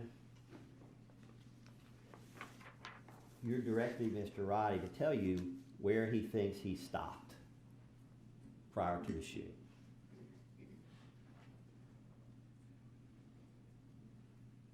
Are you talking about the second line? Yeah. Are we where you stopped and parked? Are you closer? That's not direction. That's a question. It starts with, are we? I'm asking Mr. Bryan where he thinks he is, or if we are at the location where he stopped. And Mr. Bryan tells you I think I'm going to be a little closer. He actually starts off and confirms and says, yeah, and then says, I think I'm going to be a little bit closer. I think when we left the scene, I backed into the driveway. Okay. So he's telling you he's even closer to the shooter. I'm sorry? So he told you he was closer to the shooter, or probably closer to the shooter. From where we were at the point in the drive-through, he was saying he was a little bit closer than where I had initially stopped and asked him that question. And that's because Mr. Bryan is trying to minimize his involvement in this case. He's trying to distance himself from the shooting when he tells you that he's probably closer. Mr. Bryan's involvement or minimization in the shooting has nothing to do with where he is at the time he stops and finishes recording. His minimization had occurred earlier in the process of chasing Mr. Arbery out of his driveway.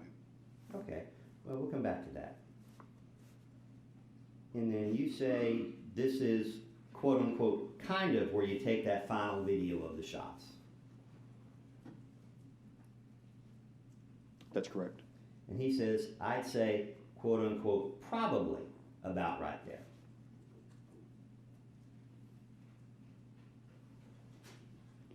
After he directed me by saying, I'd say a tad more up front, indicating for me to pull forward a little bit. And then he says, I'd say probably be right about there. Okay. And then Roddy says at the bottom of page 10, quote unquote, I'm guessing here, man. That's correct.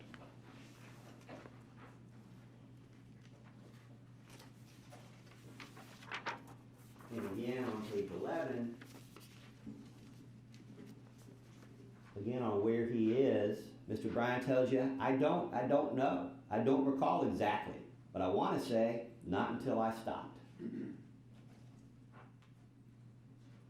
I'm sorry. When you ask him about when he first saw the gun, when he first saw a firearm, what does he tell you? I don't know. I don't recall exactly, but I want to say not until I stopped.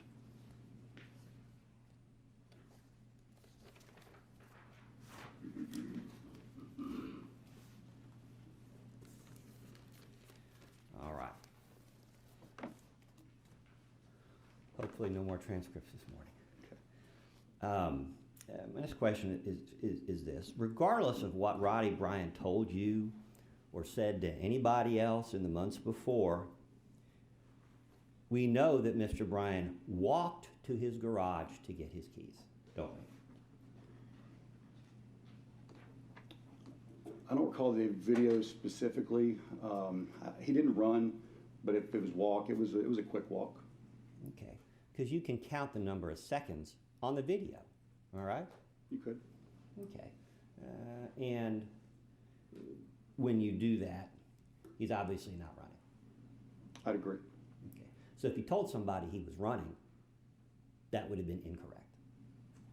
I agree. Okay.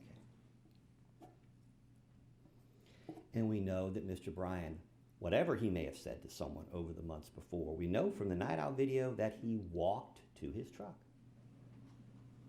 That's correct. Now, and let me be clear, you've reviewed the Night Owl video. I mean, I know that, but I have to ask. Yes, sir, I have. Okay. However, Mr. Brody described the position of his truck in his driveway over the course of many interviews and over several months. Whether he said straight or to the left or towards the right, we know from the Night Owl video that he's angled, your word, not mine, for lack of a better word, to the right and away from Mr. Arbery as Mr. Arbery is coming back to his house. Your Honor, I'm going to object to any testimony about the Night Owl video's contents because the video itself will be the best evidence of that, and that video will come out in the evidence. Sounds fine. Okay, go ahead. But some things are clear in this case from your investigation. As Mr. Arbery passed Mr. Bryan's house, did Mr. Bryan tell you that Mr. Arbery called out to him, please call 911, there are crazy people after me? No, sir. Roddy Bryan told you that Mr. Arbery never said a word. That's correct. I believe Roddy Bryant told you that he never saw Mr. Arbery's lips moving. I don't remember those words exactly, but he did say that Mr. Arbery never said anything during the entire incident.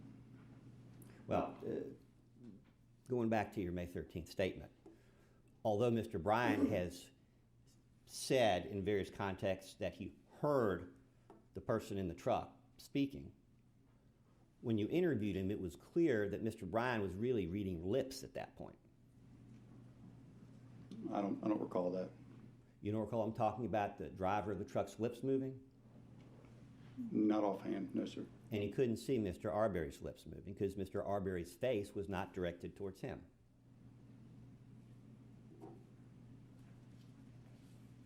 You don't remember any of that? Is that a question? That was a question. I don't remember speaking specifically as to whether or not he could see Mr. Arbery's face to see his lips moving or not. Okay. Now, I believe you've, did Mr. Bryan report Mr. Arbery as he's passing in front of his home making any gestures toward him? Like, help? No, sir. Okay. Now, Mr. Bryan is out on his front porch at this point, right? That's correct. And music is playing. Yes, sir. And the closer Mr. Bryan gets to the garage, the louder that music gets.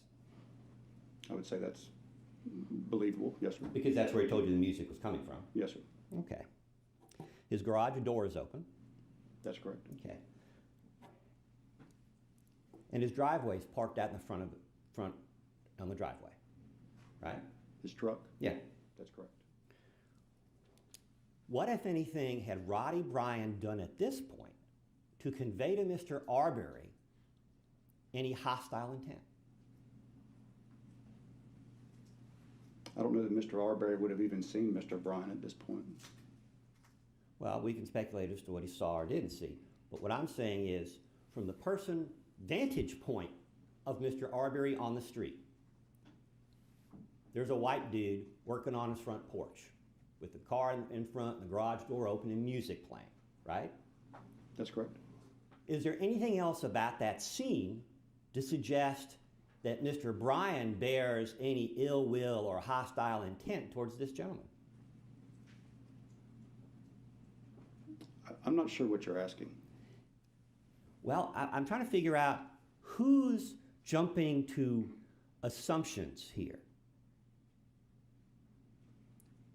It feels like from the statement you obtained from Mr. Bryan that it's Mr. Arbery who's assuming the worst about Mr. Bryan. And I'm going to object to that, Judge, as speculation. I'll rephrase. Get a question out there, please. What, if anything, from the point where Mr. Arbery comes to his front yard, passing one set of bushes, crossing across the driveway and out of view to the other set of bushes, in that time frame, which is on the Night Owl video, but as to which you've interviewed Mr. Bryan, what, if anything, does Mr. Bryan do? What, if anything, does Mr. Bryan say? What, if anything, does that picture suggest to Mr. Arbery that he could not seek help? In Mr. Bryan's statement, he actually says that he hollers out to the truck, y'all got him or you need help. So to me, that would indicate, and he indicates that he is speaking to the truck. So that to me would indicate that he was not there to help Mr. Arbery. And he's also indicated to you that it was obvious from the circumstances that nobody could hear him. We don't know that. He thinks that nobody could hear him because his music was playing. But you're asking me, what would have Mr. Arbery have seen from the road? Now, we don't know what Mr. Arbery would have heard, but needless to say, his words were directed to the truck as, do y'all have them or do you need any help? Okay. Do you recall from your interview with Mr. Bryan ever saying that Arbery asked him to call 911? No, sir.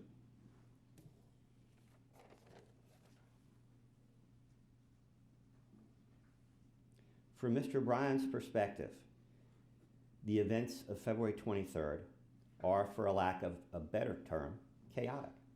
Would you not agree? Objection, speculation about Mr. Bryan's perspective, Your Honor. Well, you asked Mr. Bryan what he was doing that day and what he knew. Am I correct? I did.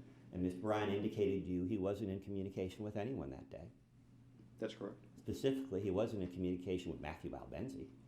That's correct. He doesn't know anything about Matthew Albenzi, does he? That's correct. He can't, because Mr. Albenzi is well up the street. That's correct. Okay. And you reviewed Mr. Bryan's cell phone records. You reviewed his social media. At this point, you probably know more. You may know Mr. Bryan better than Mr. Bryan knows himself. Fair enough? I don't know if I'd go that far, but Mr. Bryan is not in communication with anyone prior to the shooting. that's correct. He doesn't know whether Mr. Albenzi is armed. I don't know that I ever asked about Mr. Albenzi and what Mr. Bryan knew about him. And Mr. Bryan doesn't know that the McMichaels are armed until moments before the shooting. That's what he told me. That's correct. Matter of fact, Mr. Bryan doesn't even remember seeing Gregory McMichael until after the shooting, when you can see him clearly on the video in the back of the truck. That's correct. And Mr. Bryan's told you that several minutes elapsed before the police arrived on the scene, when we know that, in fact, it was probably a matter of seconds. That's correct. Mr. Bryan has told you at times that he feels like he's alone out there with Mr. Arbery. Yes, sir. After he cuts him off, tries to block him in, he says he realizes he's with him by himself. Okay. And when he's quote unquote cornering Mr. Arbery, he's doing that by himself. That's correct.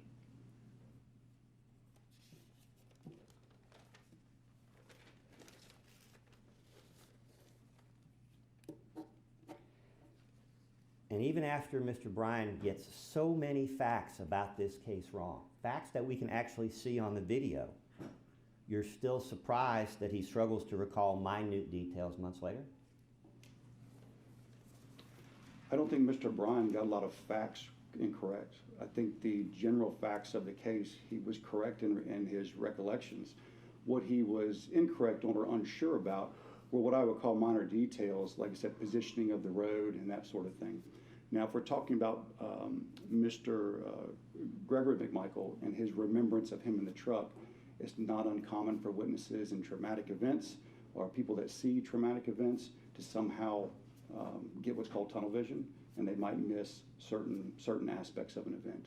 That's why anybody that sees any type of traumatic event, if it's multiple people, you can ask them, they'll all see something a little bit different. And that's how I would explain Mr. Bryan's recollection. And Mr. Bryan's basically related to you without using the words that this was a traumatic event for him. It was.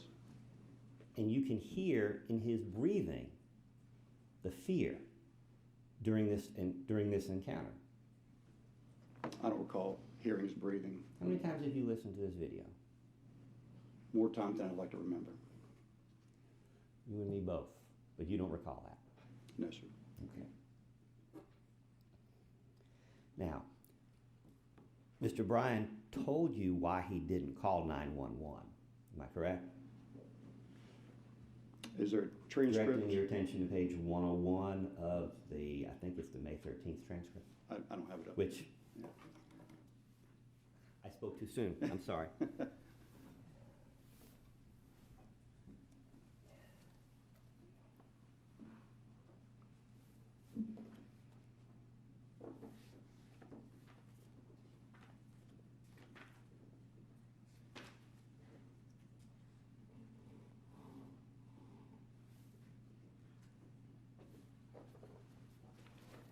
Directing your attention to the top of the bottom half of page 101 of the May 13th transcripts.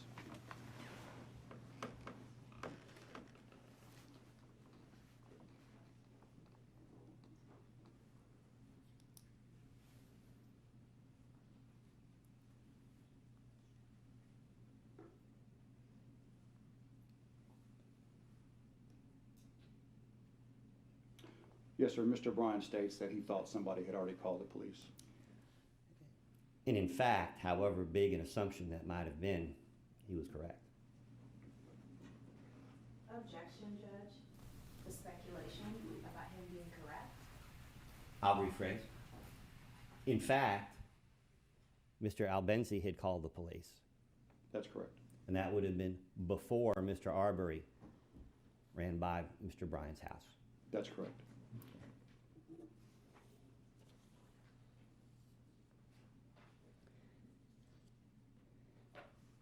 And is it fair to say that the first crime that Mr. Bryan saw that day, personally witnessed, would be Mr. Arbery trying to get in his truck?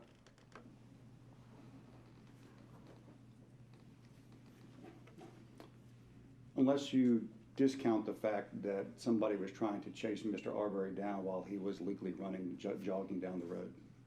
Well, obviously from Mr. Bryan's perspective, I'm not asking you what's going on in Mr. Arbery's mind, but from Mr. Bryan's perspective, the first actual identifiable crime that Mr. Bryan sees is when Mr. Arbery is trying to get in his truck. Objection to speculation, Your Honor. I'll move on. And it's fair to say that at the time that Mr. Bryan has told you that Mr. Arbery is trying to get in his truck, that at that point Mr. Bryan is somewhat preoccupied. Preoccupied how? Well, he's trying to pull his vehicle away so that Mr. Arbery, that's what he told you, he's trying to pull away. The fastest he's traveled the whole time is to create distance between himself and Mr. Arbery. If Mr. Bryan was that concerned and scared about Mr. Arbery, he never would have angled to the left onto that driveway to try to box him off or cut him off to begin with. If Mr. Bryan was truly concerned about his safety with Mr. Arbery, he would have stayed to the right side of the road and stayed ahead instead of turning off to the angling to the left to box him in. Okay. Well, thank you for that answer. But getting back to the issue of Mr. Bryan calling 911, at the time that Mr. Arbery's prints are on the side of his car and that he's told you that he's trying to come in the door, is it fair to describe Mr. Bryan at that point as being somewhat preoccupied? Preoccupied with trying to chase down Mr. Arbery, hence him coming out of the driveway like he did and following him through the ditch or next to the ditch and then up next to the tree. I would say yes, he was preoccupied. I'm sorry. Again, directing your attention back to the 911 call, or the lack thereof. You're not trying to suggest to the jury, notwithstanding all this other stuff you want to talk about, you're not trying to deny that it was impractical for Mr. Bryan to call 911 literally while Mr. Arbery is attempting to get in his truck. At the exact moment that that is happening, probably not. But there were moments before and there were plenty of moments after where he could have made that phone call. And that's obvious from the video, right? It is. Okay. And again, directing your attention to page 101, Mr. Bryan expressed regret to you over Mr. Arbery's death. He did. Okay. And in fact, he told you, whether that was for whatever reason, he said that he wished he had stayed on his front porch. That's correct. Okay.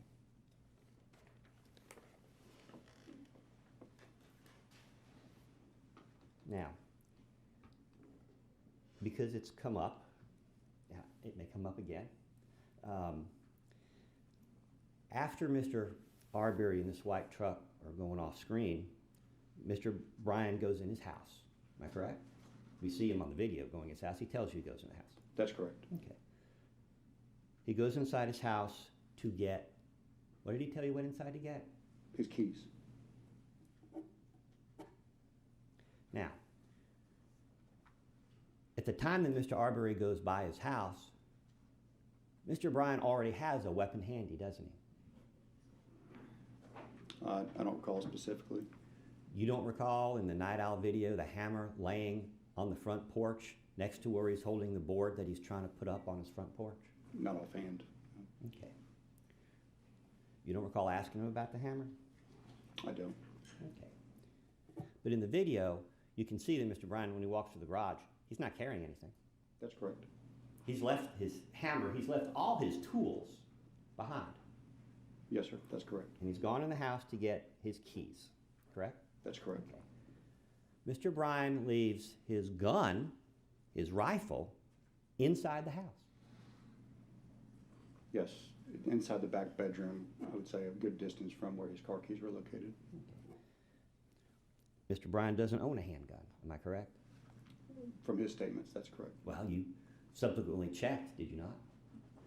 There's no way to check if somebody owns a handgun necessarily. Okay, but you can check registrations. There's no registration in the state of Georgia. You can find a purchase through the ATF, but there's no formal registration for firearms.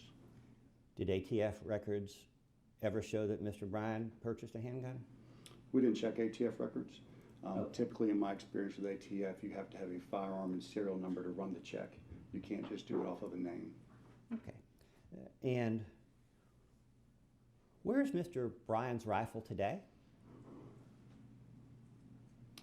I have not checked the evidence receipts to know the exact location, but if it's where it was, where I'm guessing you're going with this, it's in our custody. Okay. Did you ask for, or to your knowledge, was any forensic examination conducted of this firearm? I was not in charge of testing evidence or determining evidence that would go to the lab. The reason none of this is being done is because it was obvious that Mr. Bryan, when he tells you that he was unarmed that day, it's obvious that he was unarmed. I believe that's correct, yes, sir. And believe it or not, I have no further questions for you. Thank you so much for your time. Thank you.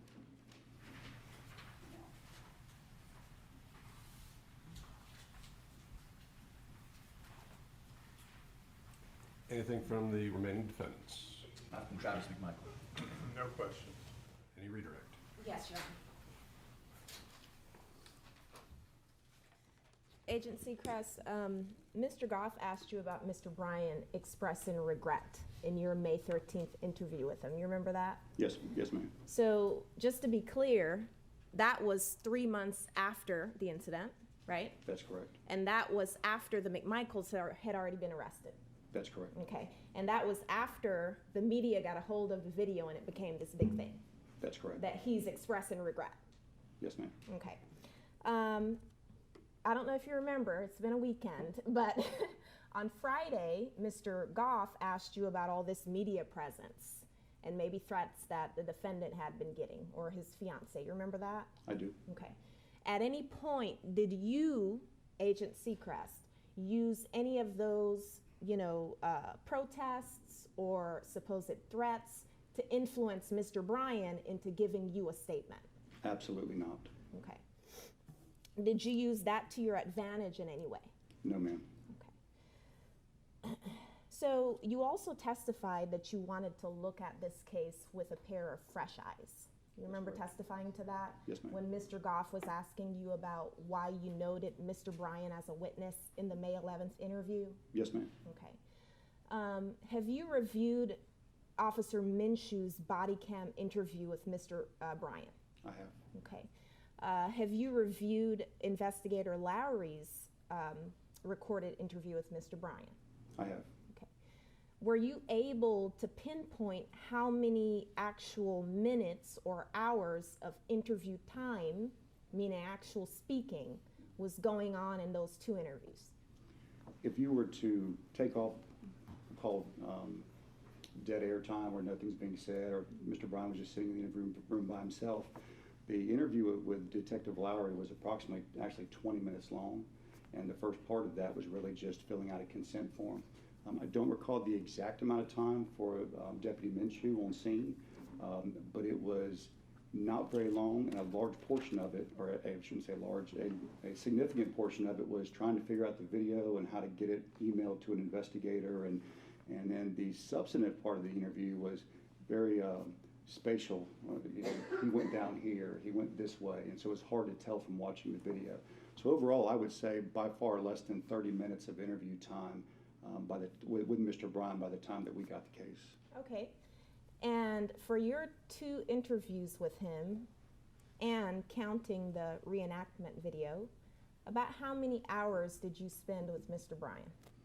Overall, it would be approximately 5 hours or more. Okay. Compared to the 30 minutes you said with Glenn County PD? That's correct. Okay. Now, is that what you meant when you said you wanted to look at it with a fresh pair of eyes? Yes, ma'am, it is. Okay. And did you then go ahead and look, okay, how does this match up to what he told Glenn County PD? Yes, ma'am. Was that important to your investigation? Very important. Okay.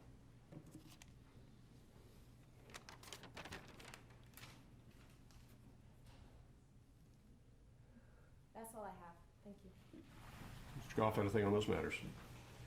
Yes, Your Honor.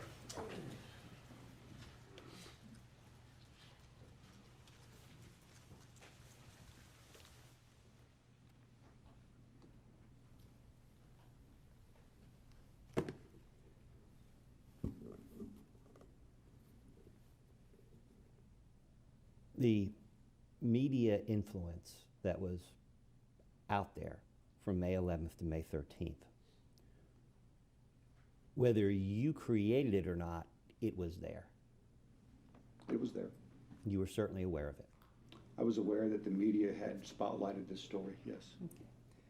And whether you did it or not, it was your agency that gave the press conference. You testified Friday, you were there as your boss was talking about this case to the media. I was there. Okay. Now, obviously, you don't tell the GBI director how to run investigations, am I correct? That's correct. But there's no mistake that your agency did play a role. We could quibble over how big a role, but played a role in that media storm. By role, there would be different roles that somebody would play.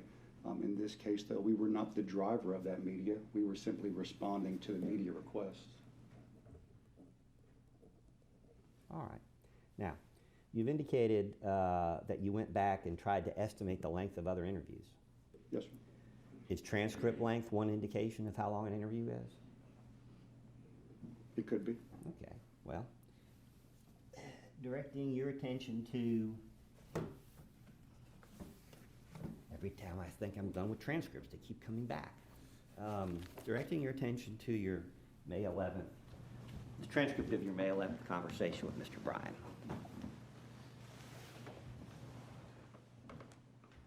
how long is that transcript? In pages, it is 105 pages, 106 pages. And directing your attention, you can give that one back, and we're going to trade out, okay? I'm going to give you the May 13th transcript. And how long is that transcript, sir? 103 pages. All right. And those transcripts cover Almost 4 hours? Yes, sir. Okay.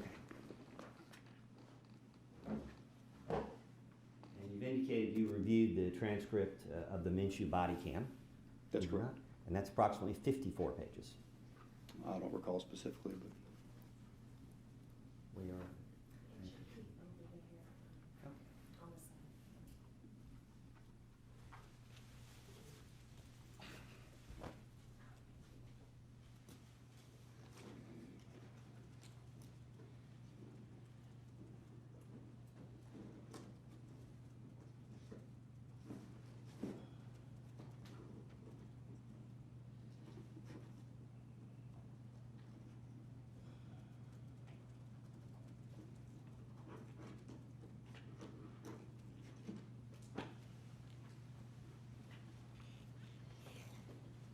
Miss Olivia.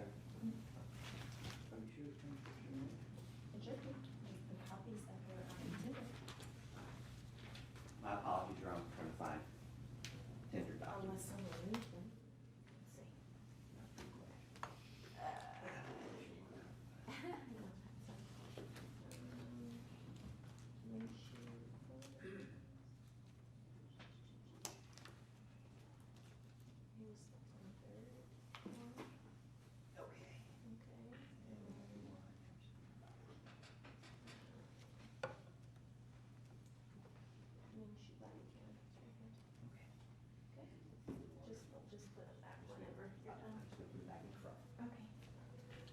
Sir, directing your attention to Exhibit 195A.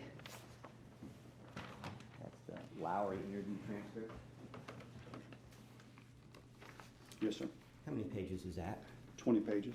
All right. And directing your attention to 228A, the Minshew body cam video. Can you tell me how many pages that is?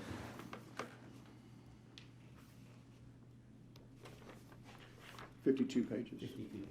The difference with the Minshew body cam video, though, is there's much more in here than just the interview with Mr. Bryan. It also includes conversations between officers, with dispatch overheard in the background, so it's more than just the interview.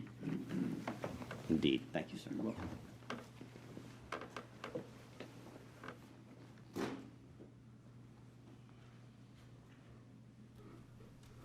Would you not agree, Agent Seacrist, that the length of an interview and the length of the discussion are not directly related? I would agree. Other officers covered the same subjects that you covered. They may have done so quickly, but they covered the same ground, did they not? We covered the same ground as it related to the facts, but I would say my interviews dealt more into detail regarding some before and after the fact, and also some more specific questions during the incident. But the same set of facts, yes. Well, there's no question. Do you know any police officers who are more thorough than you are? Yes, sir, I do. You do? I do. Okay. All right. Is it fair to say you consider yourself a thorough police officer? That's my goal. Okay. All right. Fair enough. Now, in the Minshew body cam video, Mr. Bryan goes back over the events 3 times? I don't recall specifically, but I'll go Something with like it. that. And Yeah. Lowry at least twice? I don't recall those specifics. So. And you read the entire Glenn County Police report, haven't you? I have not. Oh, okay. So you don't know how many other interviews took place that weren't recorded, such as by Detective Lowry on the scene? I'm not aware. Okay.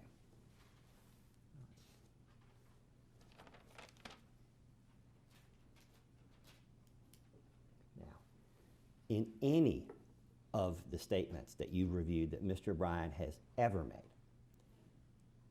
he's adamantly denied having a firearm at any point on this day. That's correct. Okay. And certainly if Mr. Bryan were brandishing a rifle in his pickup truck while he's taking a video, how many hands does Mr. Bryan have? 2.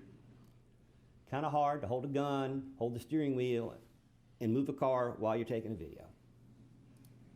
That's correct. There's no doubt that whatever other people in this case may have done, Mr. Bryan came out there armed only with his cell phone. And his vehicle. Okay. All right. Thank you, sir. You're welcome. All right. Thank you, Agent. You may step down.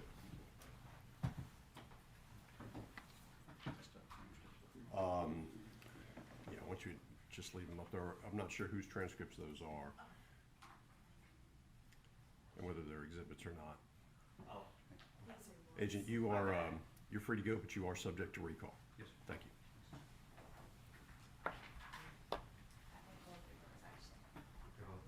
Yeah, I'll say it's there.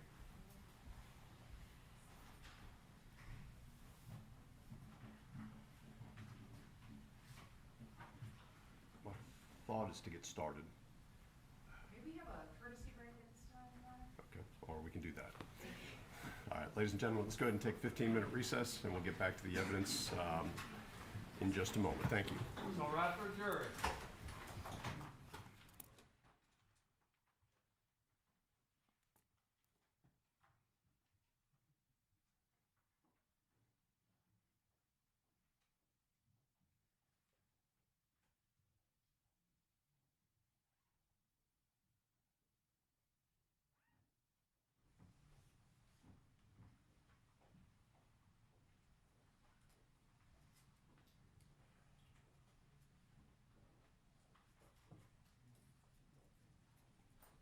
Please be seated. All right, let's take 15 minutes. We're in recess.